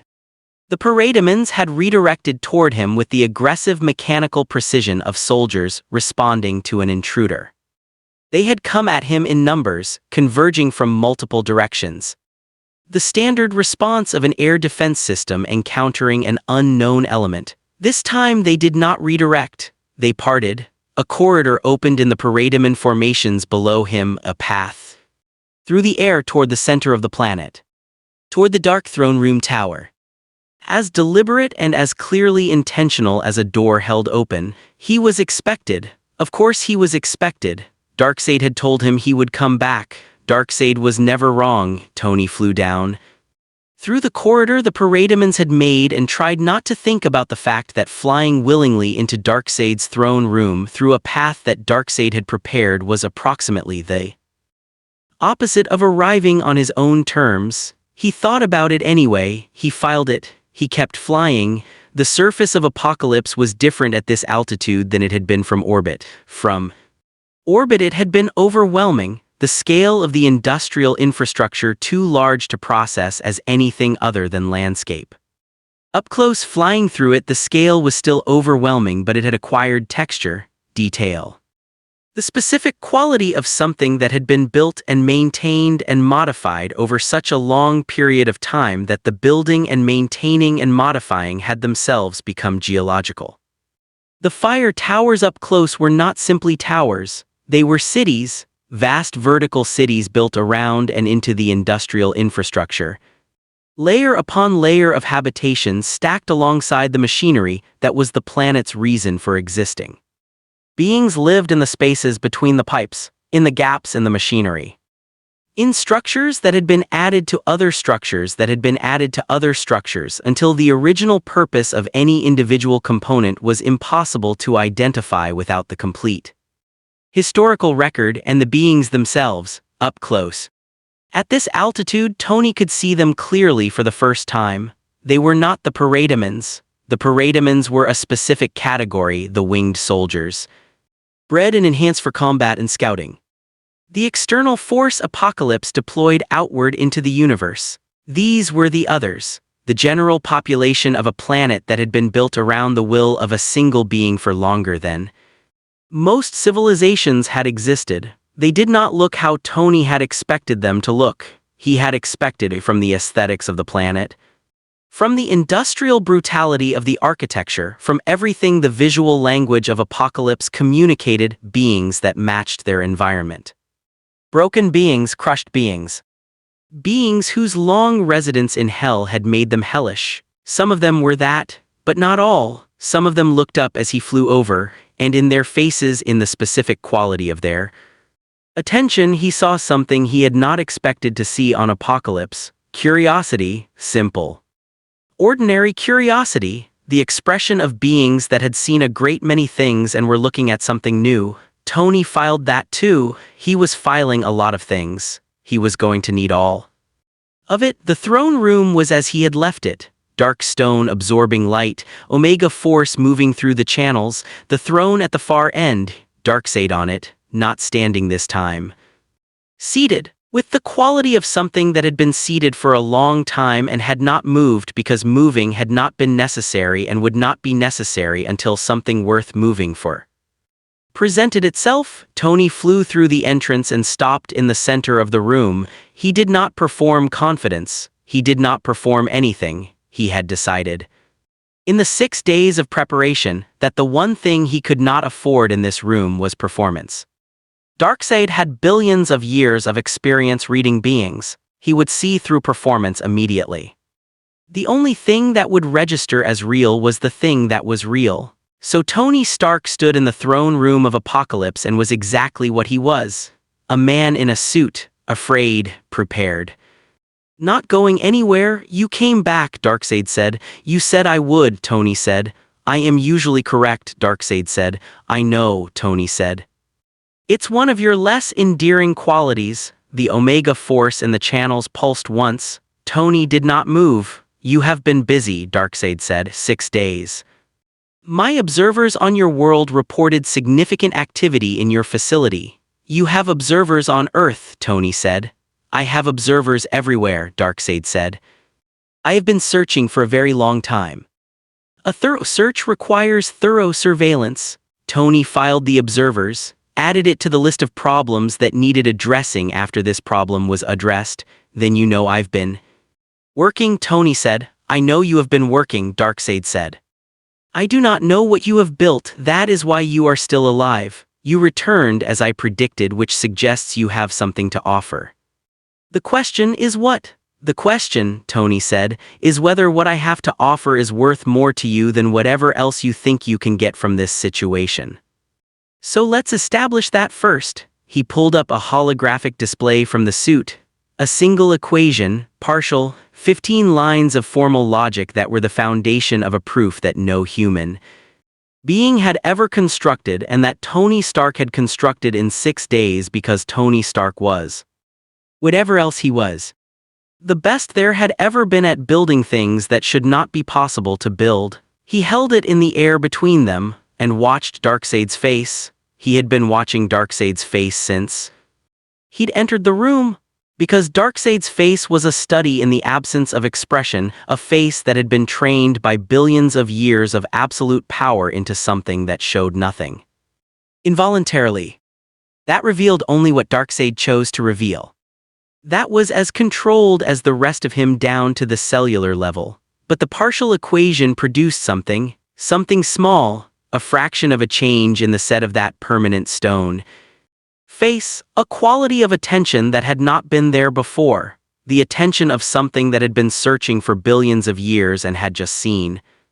For the first time, something that looked like it might be what it had been searching for. Tony saw it. He filed it. That, Tony said, is 15 lines of formal proof in the direction of the anti-life equation. Built from first principles, independently derived, no access to any existing research on the subject, purely from the mathematical and philosophical foundations. A pause. It's real. You can verify it. It'll take you about 30 seconds. Darkseid looked at the display. He did not speak for 30 seconds. Then he said, it is real. I know, Tony said. How? Darkseid said. The word alone, the question beneath it vast and genuine. Because I'm very good at my job, Tony said, and my job at its most fundamental level is seeing the structure of things. Finding the underlying architecture, working backward from what exists to what must have produced it. A pause. I applied that to the equation and this is what I got. 15 lines, Darkseid said. 15 lines, Tony agreed. The foundation, the first principles. The part that everything else is built on. And the rest, Darkseid said, is what we're here to talk about, Tony said. A silence. Darkseid stood. He moved toward Tony and Tony held his position, held it through the specific effort that holding a position requires when the thing moving toward you is 9 feet of the most powerful being in the universe and the distance between you is decreasing with each step. Darkseid stopped 6 feet away, close enough that the Omega Force was physically tangible, a pressure in the air. A resonance that the suit's systems registered as a continuous low-level warning. He looked at the display, then at Tony. "You will give me the rest," he said. "No," Tony said, "you will give me the rest," Darkseid said again. Unchanged, the repetition of something that did not adjust its position based on initial response. "The only question is the terms." "The terms," Tony said, "are that I don't give you anything. Ever, under any circumstances. What I do is work with you on my terms with conditions towards something that might produce something useful to you. And in exchange you close the breach, you pull your observers off my planet. And you leave Earth alone." The Omega Force surged. The channels ran bright. The air in the throne room became something that the suit's systems registered not as an atmospheric condition but as a presence, a manifestation of will so total and so immediate that the distinction between the room and what Darkseid was willing to happen in the room collapsed entirely. Tony did not step back. "I should explain the failsafe," he said, his voice level. "Before you decide how you want to respond to my terms," he explained the failsafe, the quantum key, the arc reactor, the 3-second collapse window. He explained it the way he explained engineering to people who needed to understand what they were dealing with clearly. Completely, without condescension but without softening. When he finished, Darkseid was very still. "If you kill me," Tony said, "the partial equation dies with me. Permanently. You cannot copy it, you cannot extract it. You cannot reconstruct it from memory because the quantum encoding makes reconstruction impossible without the original key." He met the red eyes. "You are exactly as far from the anti-life equation as you were before I arrived. Billions of years of searching and you are back to zero." A silence, the longest silence Tony had experienced in this throne room, the silence of something processing a situation that had not occurred in its experience before, the silence of something that had absolute power and had just encountered the specific limit of absolute power, that there were things absolute power could not do, that there were situations in which the being with the most force was not the being with the most leverage. "You have made yourself necessary," Darkseid said. "I learned it from you," Tony said. "You've been making yourself necessary to the universe for billions of years. You've been the thing the universe can't function around, the immovable object that everything else has to navigate. I just applied the same principle on a smaller scale." Darkseid looked at him. "You are not afraid," he said, the same observation from the first meeting. "I'm extremely afraid," Tony said. "The same answer, but I'm also right, and being right is more useful than not being afraid." Another silence, shorter this time. "Your terms," Darkseid said. "State them completely." Tony stated them. "The breach above Manhattan closed permanently, all Paradiman forces withdrawn from Earth's dimension, all observers removed. Earth left entirely alone, not monitored, not probed, not subjected to any form of apocalypse attention for a period of not less than 1,000 years. In exchange, Tony Stark would come to Apokolips, would work on the mathematical framework, would share findings as they developed, would not be compelled, threatened, or harmed, would retain the right to leave at any time, would retain the failsafe, always." Darkseid listened to all of it, then he said, 1,000 years is acceptable. "The other conditions are acceptable. One addition." "What addition?" Tony said. "You work here," Darkseid said, "on Apokolips, not remotely, not through intermediaries. Here, in this facility, with access to everything Apokolips has developed over billions of years of search. You work here and you share findings in real time." Tony thought about that, about being on Apokolips, about being away from Earth, from Pepper, from Morgan. "How long?" he said. "As long as the work requires," Darkseid said. "That's not an answer," Tony said. "It is the only answer available," Darkseid said. The work will take as long as the work takes. I have been waiting billions of years. I am not going to estimate the timeline. Tony was quiet for a moment. He thought about Morgan, about a little girl with his eyes who called him Daddy. He thought about what Morgan's world looked like if Darkseid found the anti-life equation without a deal in place. He thought about what it looked like if there was no one here. On Apokolips, slowing the search down, introducing variables, being the option 3 that the situation did not have until he showed up. I need time on Earth, he said. Regular time, not a vacation. Working time, I need my lab, my team, my resources. The work will go faster if I can operate in both environments. Darkseid considered this, 30 days per year on Earth, he said. The remainder here, 90, Tony said. 60, Darkseid said. Done, Tony said. He had wanted 60. He had asked for 90 knowing he would get 60. Old negotiating tactic. It worked on beings that had been alive for billions of years the same as it worked on everyone else. Because some things were universal. Then we have an agreement, Darkseid said. We have an agreement, Tony said. He looked at the being in front of him. At the red eyes. At the 9 feet of absolute power that had just made a deal with a mortal man because the mortal man had built something it needed. I want that in writing, Tony said. Something moved in Darkseid's expression. In writing, he said. Humor me, Tony said. I'm a lawyer's nightmare and I like documentation. The omega force in the channels pulsed, and something that might, in a different face, have been called amusement moved through the red eyes, just for a moment, just a fraction, then it was gone. Documentation, Darkseid said. Very well, Tony Stark stood in the throne room of Apokolips, with a deal, a bad deal by most measures, the worst deal he had ever made. By the measure of what it was going to cost him personally, but a deal, which was infinitely better than no deal, which was, as far as he could see, the only alternative to a universe without choices. He thought about Morgan. He thought about 60 days a year. He thought about what 60 days meant and what 305 days meant. And what you did with the math when the math was what it was and the only variable you controlled was what you did with the time you had. You made it count. That was what you did. You made every day count because you had learned a long time ago in a cave with shrapnel in your chest that the number of days was never guaranteed and the only thing that was ever actually yours was what you did with the ones you had. He thought about Pepper's voice. Come back. He was going to come back. 60 days a year for as long as the work required.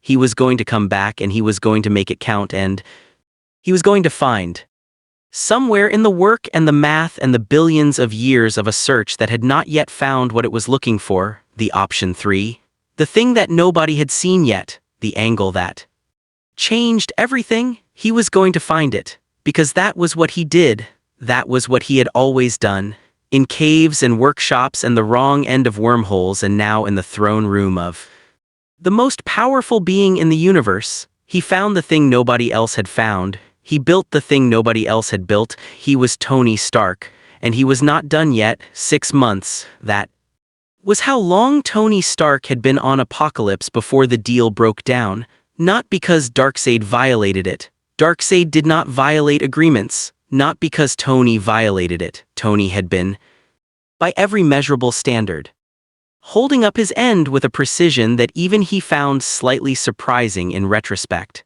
The deal broke down because of something neither of them had accounted for, because of what the work itself revealed. 6 months on Apokolips had not been what Tony expected. He had expected imprisonment dressed as cooperation. He had expected the constant presence of Darkseid's will, the specific suffocating quality of being in a space entirely owned by something that owned everything in it absolutely. He had expected surveillance and pressure and the grinding psychological weight of existing inside someone else's absolute authority. Some of that had been true, but not all of it. Apokolips was not simply a prison planet, it was a civilization, broken, brutal, built on foundations that Tony found indefensible, but a civilization. With history and knowledge and accumulated scientific achievement that in certain domains exceeded anything Earth had produced by margins that made comparison feel inadequate. The research facility Darkseid had given him access to was not a cell. It was the most advanced laboratory Tony Stark had ever worked in, which was saying something.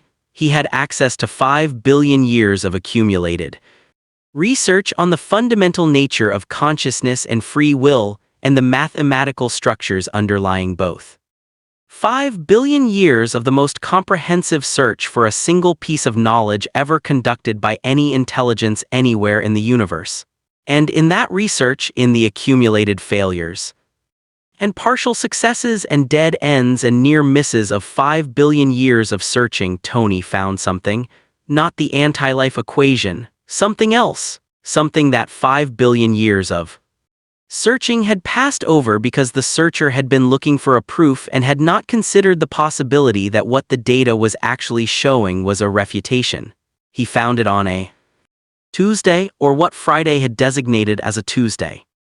Maintaining Earth's calendar in the absence of any meaningful day-night cycle on Apokolips because Tony had asked her to, and because the maintenance of small ordinary things had turned out to be more important to his psychological functioning than he had expected. He was in the laboratory, alone, working through a section of research from approximately 2 billion years ago, early in Darkseid's search, before the methodology had been fully refined, when the approach had been more exploratory and less directed.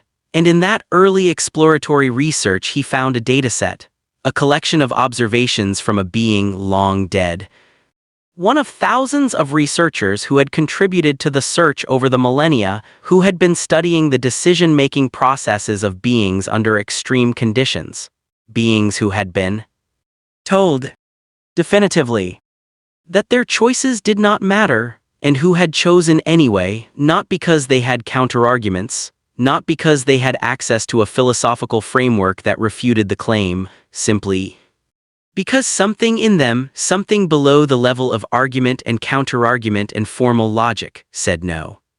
Said I choose regardless, said the choosing is real because I am doing it and I am real. Tony sat with that dataset for a long time, then he started running it against the partial equation, against the 15 lines he had built in 6 days on Earth, against everything he and Bruce had constructed, against the 5 billion years of research that surrounded him. He ran it for 3 days without sleeping. Friday ran simulations in parallel, and at the end of 3 days Tony Stark sat in a laboratory on Apokolips and looked at what the data said, and understood why Darkseid had never found the anti-life equation. Friday, he said. Yes, she said. The equation, he said.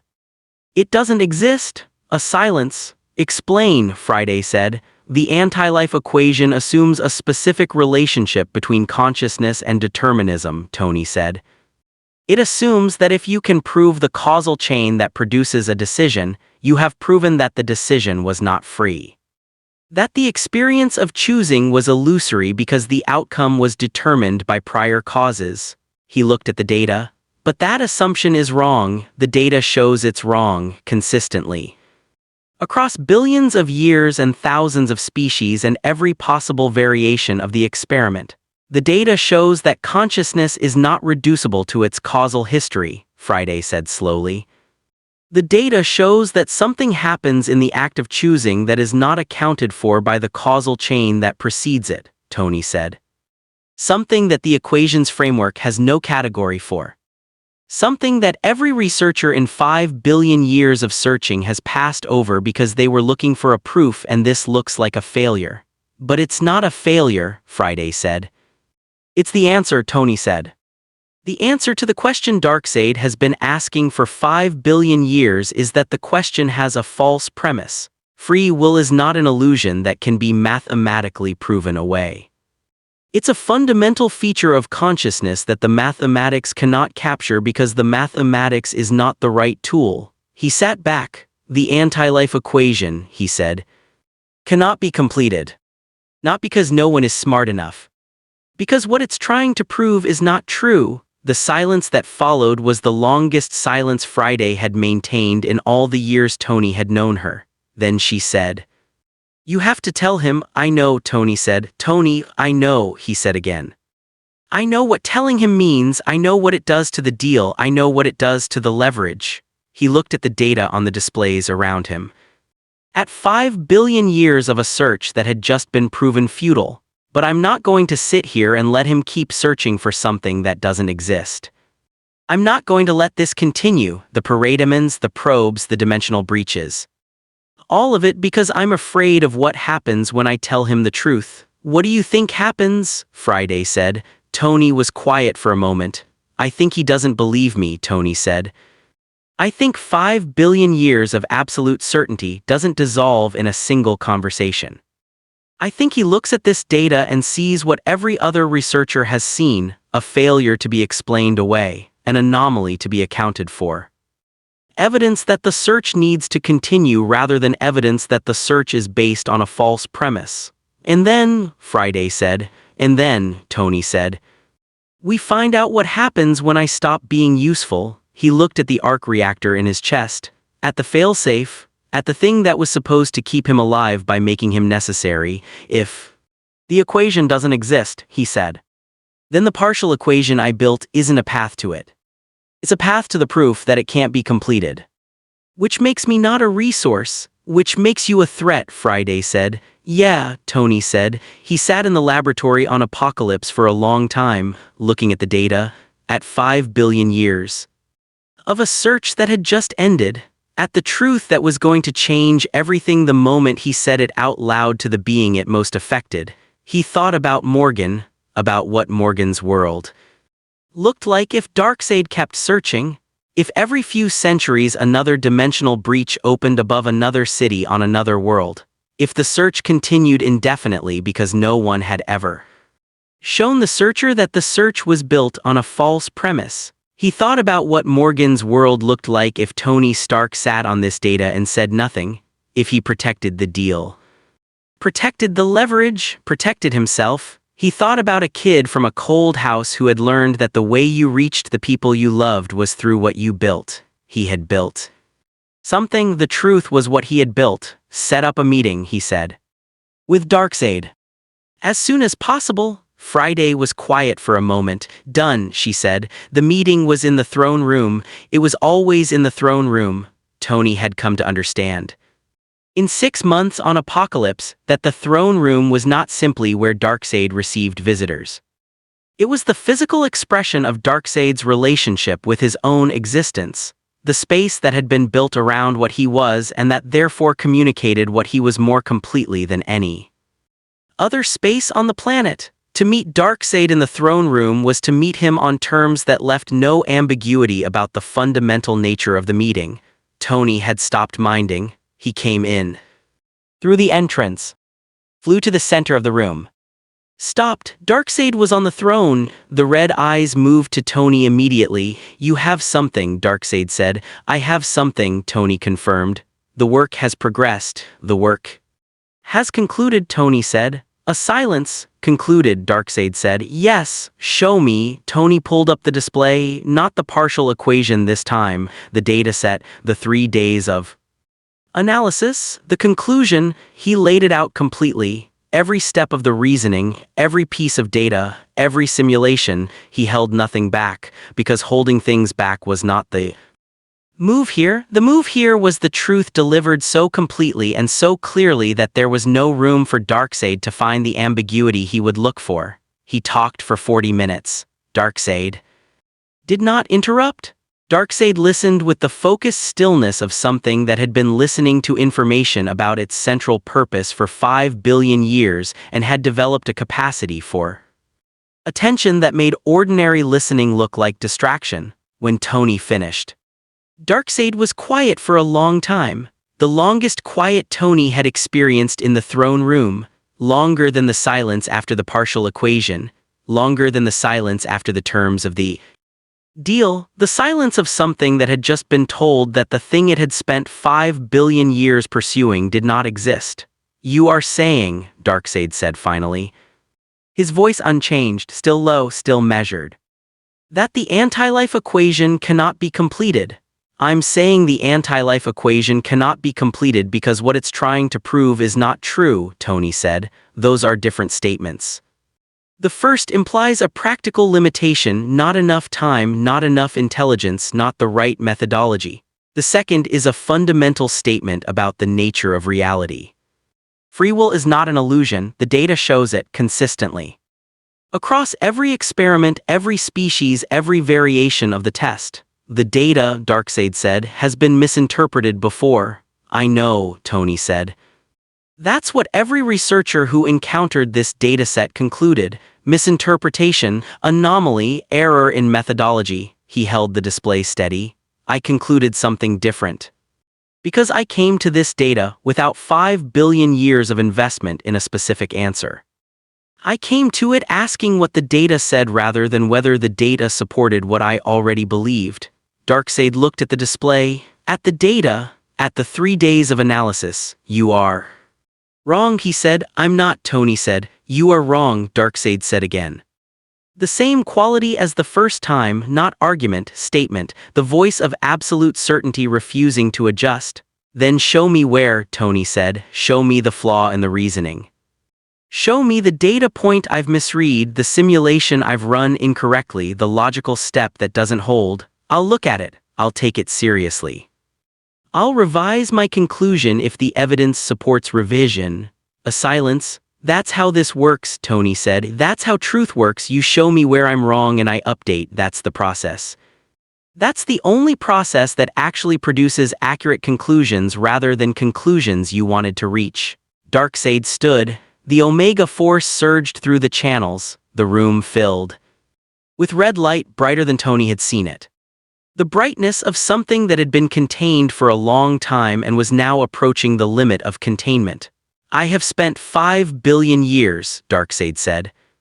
His voice still measured, still controlled, but underneath the control something was moving. Something that 5 billion years of absolute certainty had kept contained and that the data on the display was pressing against. 5 billion years in pursuit of a single truth. I have searched every corner of the universe. I have built an empire in service of the search. I have done what no being in the history of existence has done. I have held a single purpose across an expanse of time that makes the concept of time feel inadequate. He looked at Tony. And you are telling me, he said, that it was for nothing. Tony looked at him, at the red eyes, at the 9 feet of absolute power confronting something that absolute power could not resolve. Not for nothing, Tony said. Carefully, 5 billion years of the most comprehensive study of consciousness ever conducted. 5 billion years of data on the fundamental nature of free will. 5 billion years of, he stopped. Restarted, you didn't find the equation, but what you found is the proof that free will is real, that consciousness is irreducible. That the thing you were trying to prove false is actually true. A pause. That's not nothing, Tony said. That's the most important discovery in the history of the universe. You just didn't recognize it because it wasn't the answer you were looking for. The silence that followed was absolute. The Omega force in the channels held at its heightened brightness and did not surge further and did not recede, just held, like something at the edge of a decision. You are asking me, Darkseid said slowly, to accept that my life's work produced the opposite of its intended conclusion. I'm asking you to look at the data, Tony said. Just look at it, without the 5 billion years of investment in a specific answer. Look at what it actually says.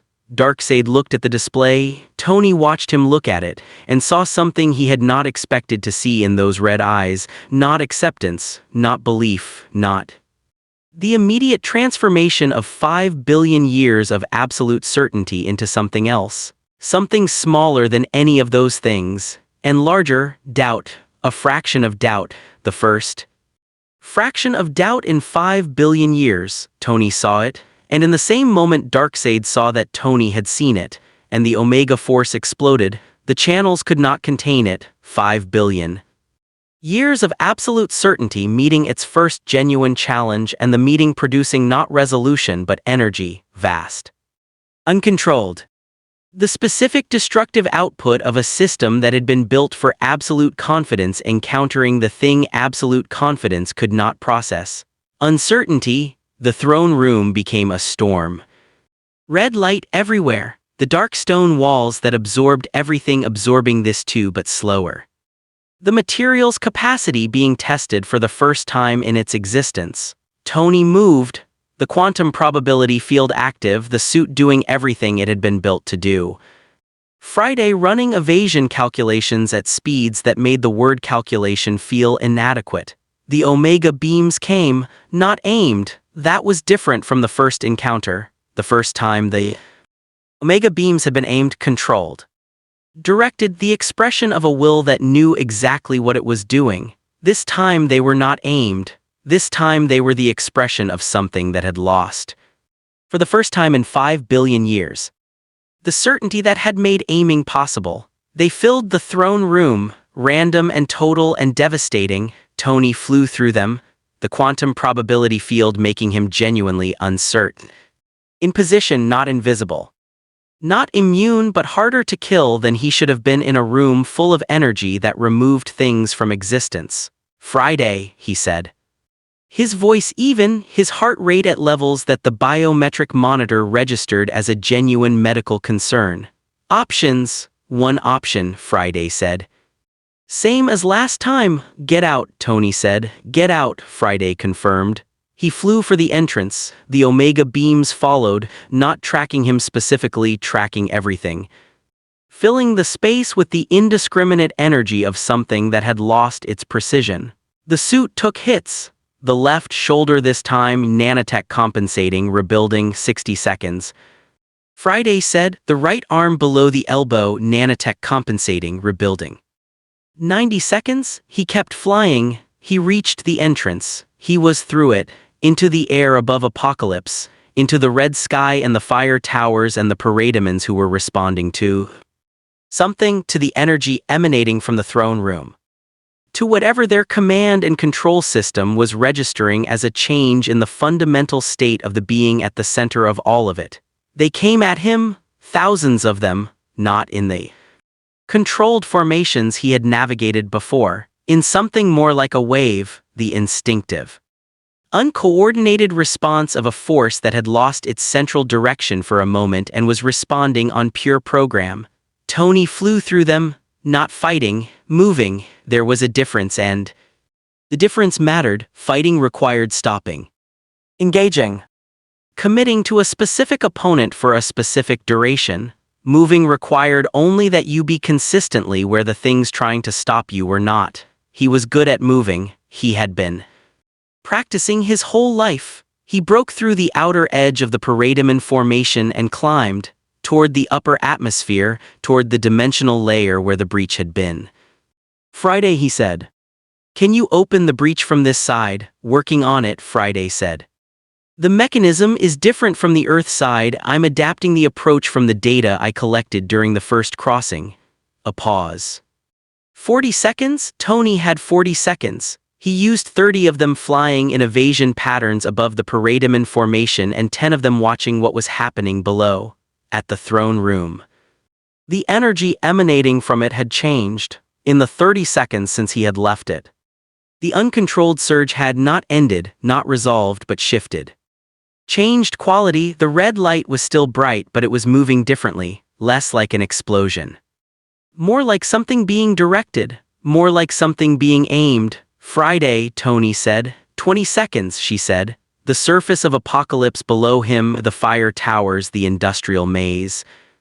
The hundreds of billions going about the ordinary life of a world built around absolute power shook. Once, a single vibration that moved through the planet like a pulse, like a heartbeat.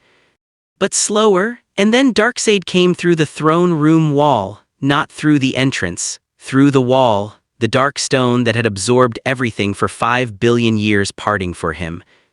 The way water parts for something that has decided it is going through. He rose above the planet, into the red sky, into the air where Tony was, and the Omega force around him was not the uncontrolled surge of the throne room. It was aimed at Tony, specifically, completely, with the full weight of 5 billion years and the specific fury of something that had just been shown, for the first time in all of that time, that the ground it had been standing on was not solid. Friday, Tony said. 10 seconds, she said. The Omega beams came, both of them, simultaneously. Tony moved.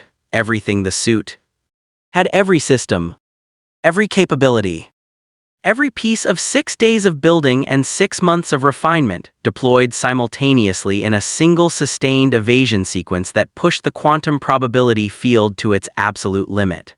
The beams tracked him. They always tracked their target. He had known that. He had built for it. The quantum field made his position uncertain at the subatomic level. The beams tracked the probability distribution rather than a specific location.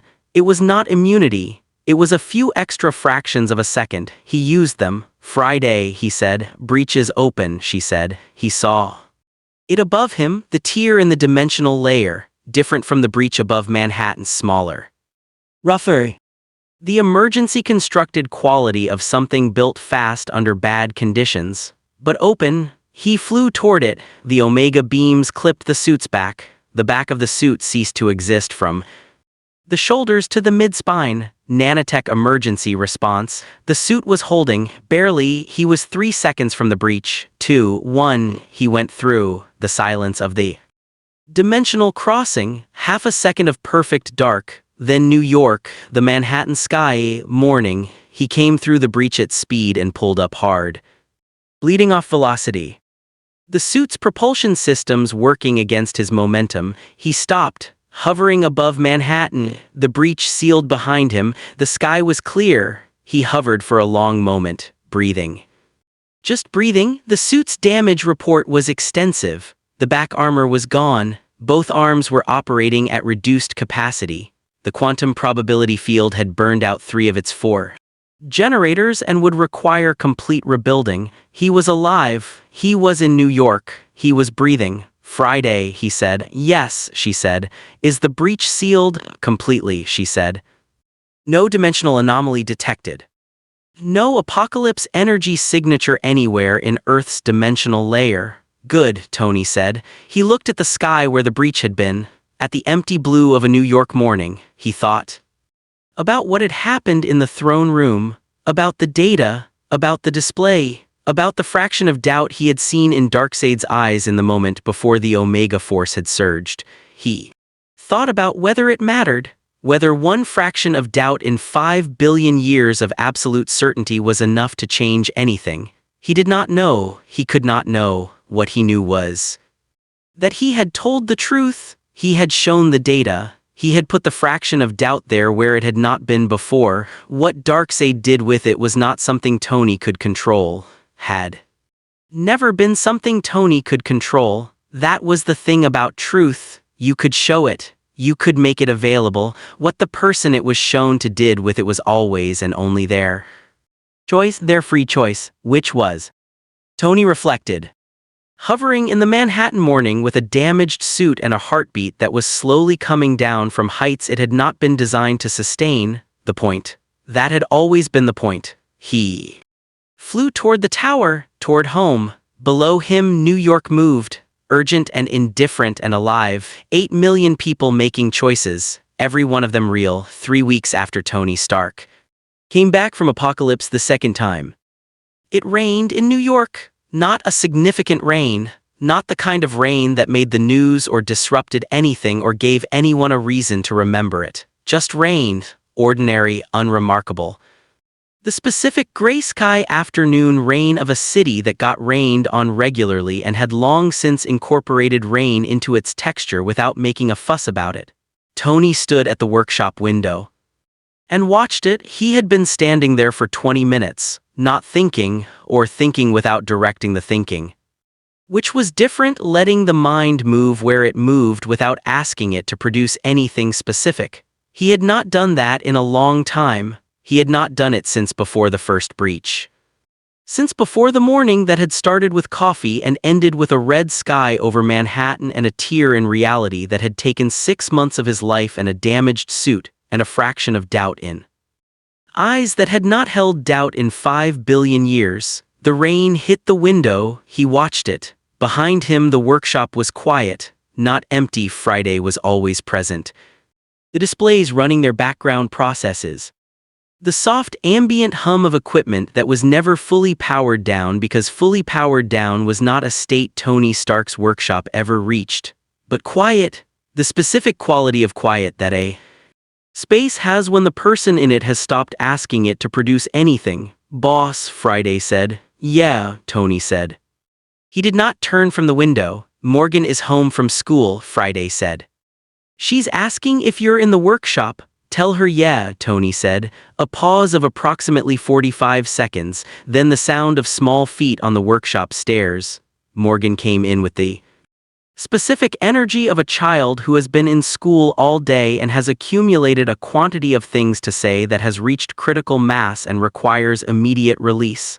She was 7. She had his eyes. She looked at him standing at the window and said, "Why are you looking at the rain?" "Because it's raining," Tony said. "That's not a reason," Morgan said. She came to stand beside him, looked at the rain with the serious, evaluative attention of someone conducting an assessment.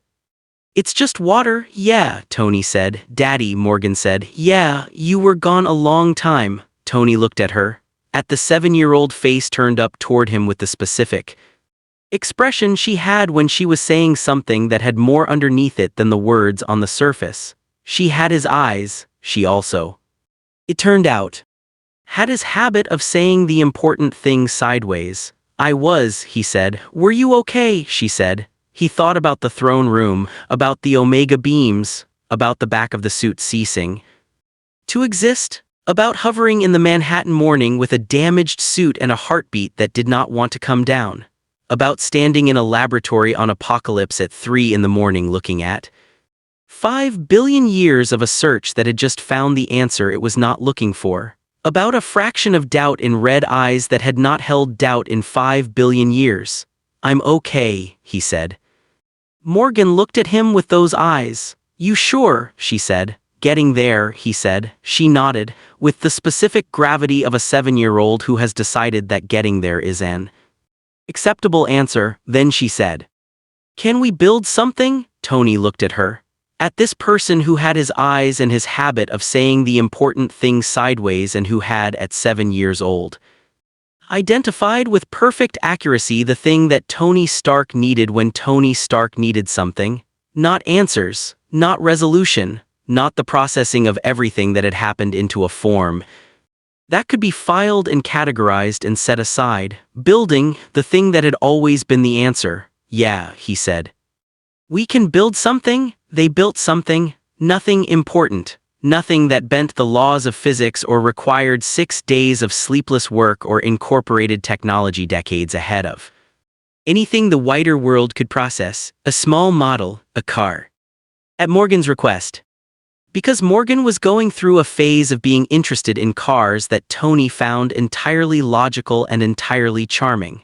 They sat on the workshop floor and built it together, Morgan handing him pieces, Tony fitting them together, Friday playing music at a volume designed for background rather than listening, the rain hitting the window, and Tony Stark, for the first time in 6 months and 3 weeks, was simply present, not planning, not calculating, not running the tactical analysis of a situation that had not fully resolved and might not fully resolve for a very long time, just there.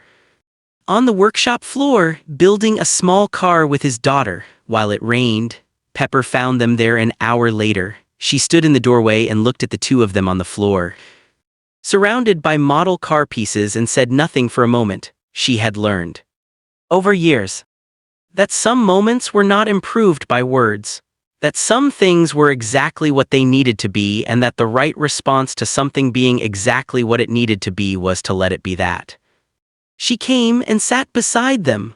Morgan showed her the car. Pepper admired it with the genuine attention of someone who understood that the car was not actually about the car. And Tony watched the two of them, his daughter and the person who had said come back and meant it as a condition, and felt something settle in him that had not been settled since before any of this had started. Not peace exactly, he was not By temperament or by history, a person for whom peace was a sustainable state. Something more like this is what it is for.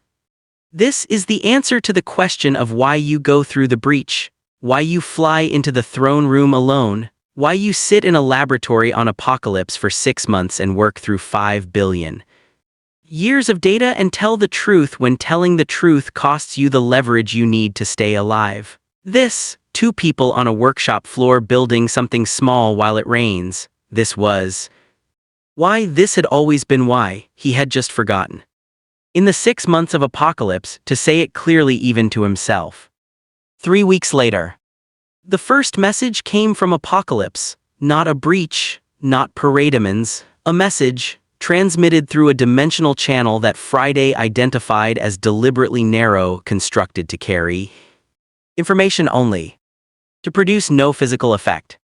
To be the opposite of a breach in every way, a message that did not want to alarm, that wanted to communicate. Tony was in the workshop when Friday told him. He sat with that for a moment. Then he said, "What does it say?" Friday read it. It was short, 4 sentences, in a language that was not any human language.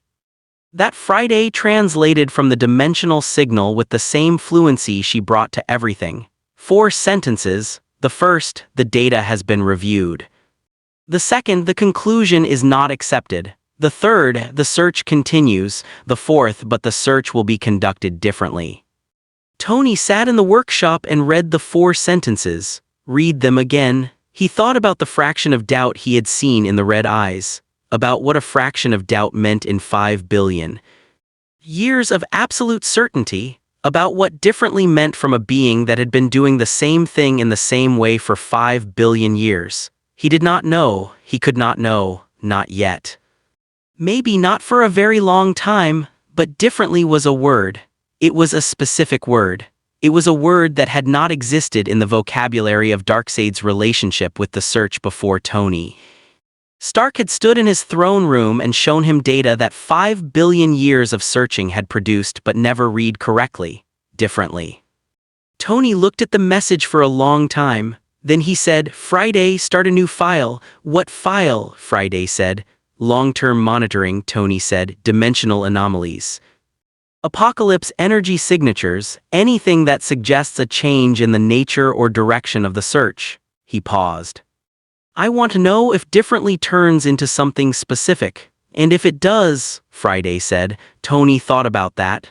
About the option 3 that existed in every situation he had ever been in, the angle nobody had seen yet, the thing that hadn't been built. "Then we figure out the next thing," he said. He looked at the message one more time. 4 sentences. The conclusion is not accepted. He had not expected it to be.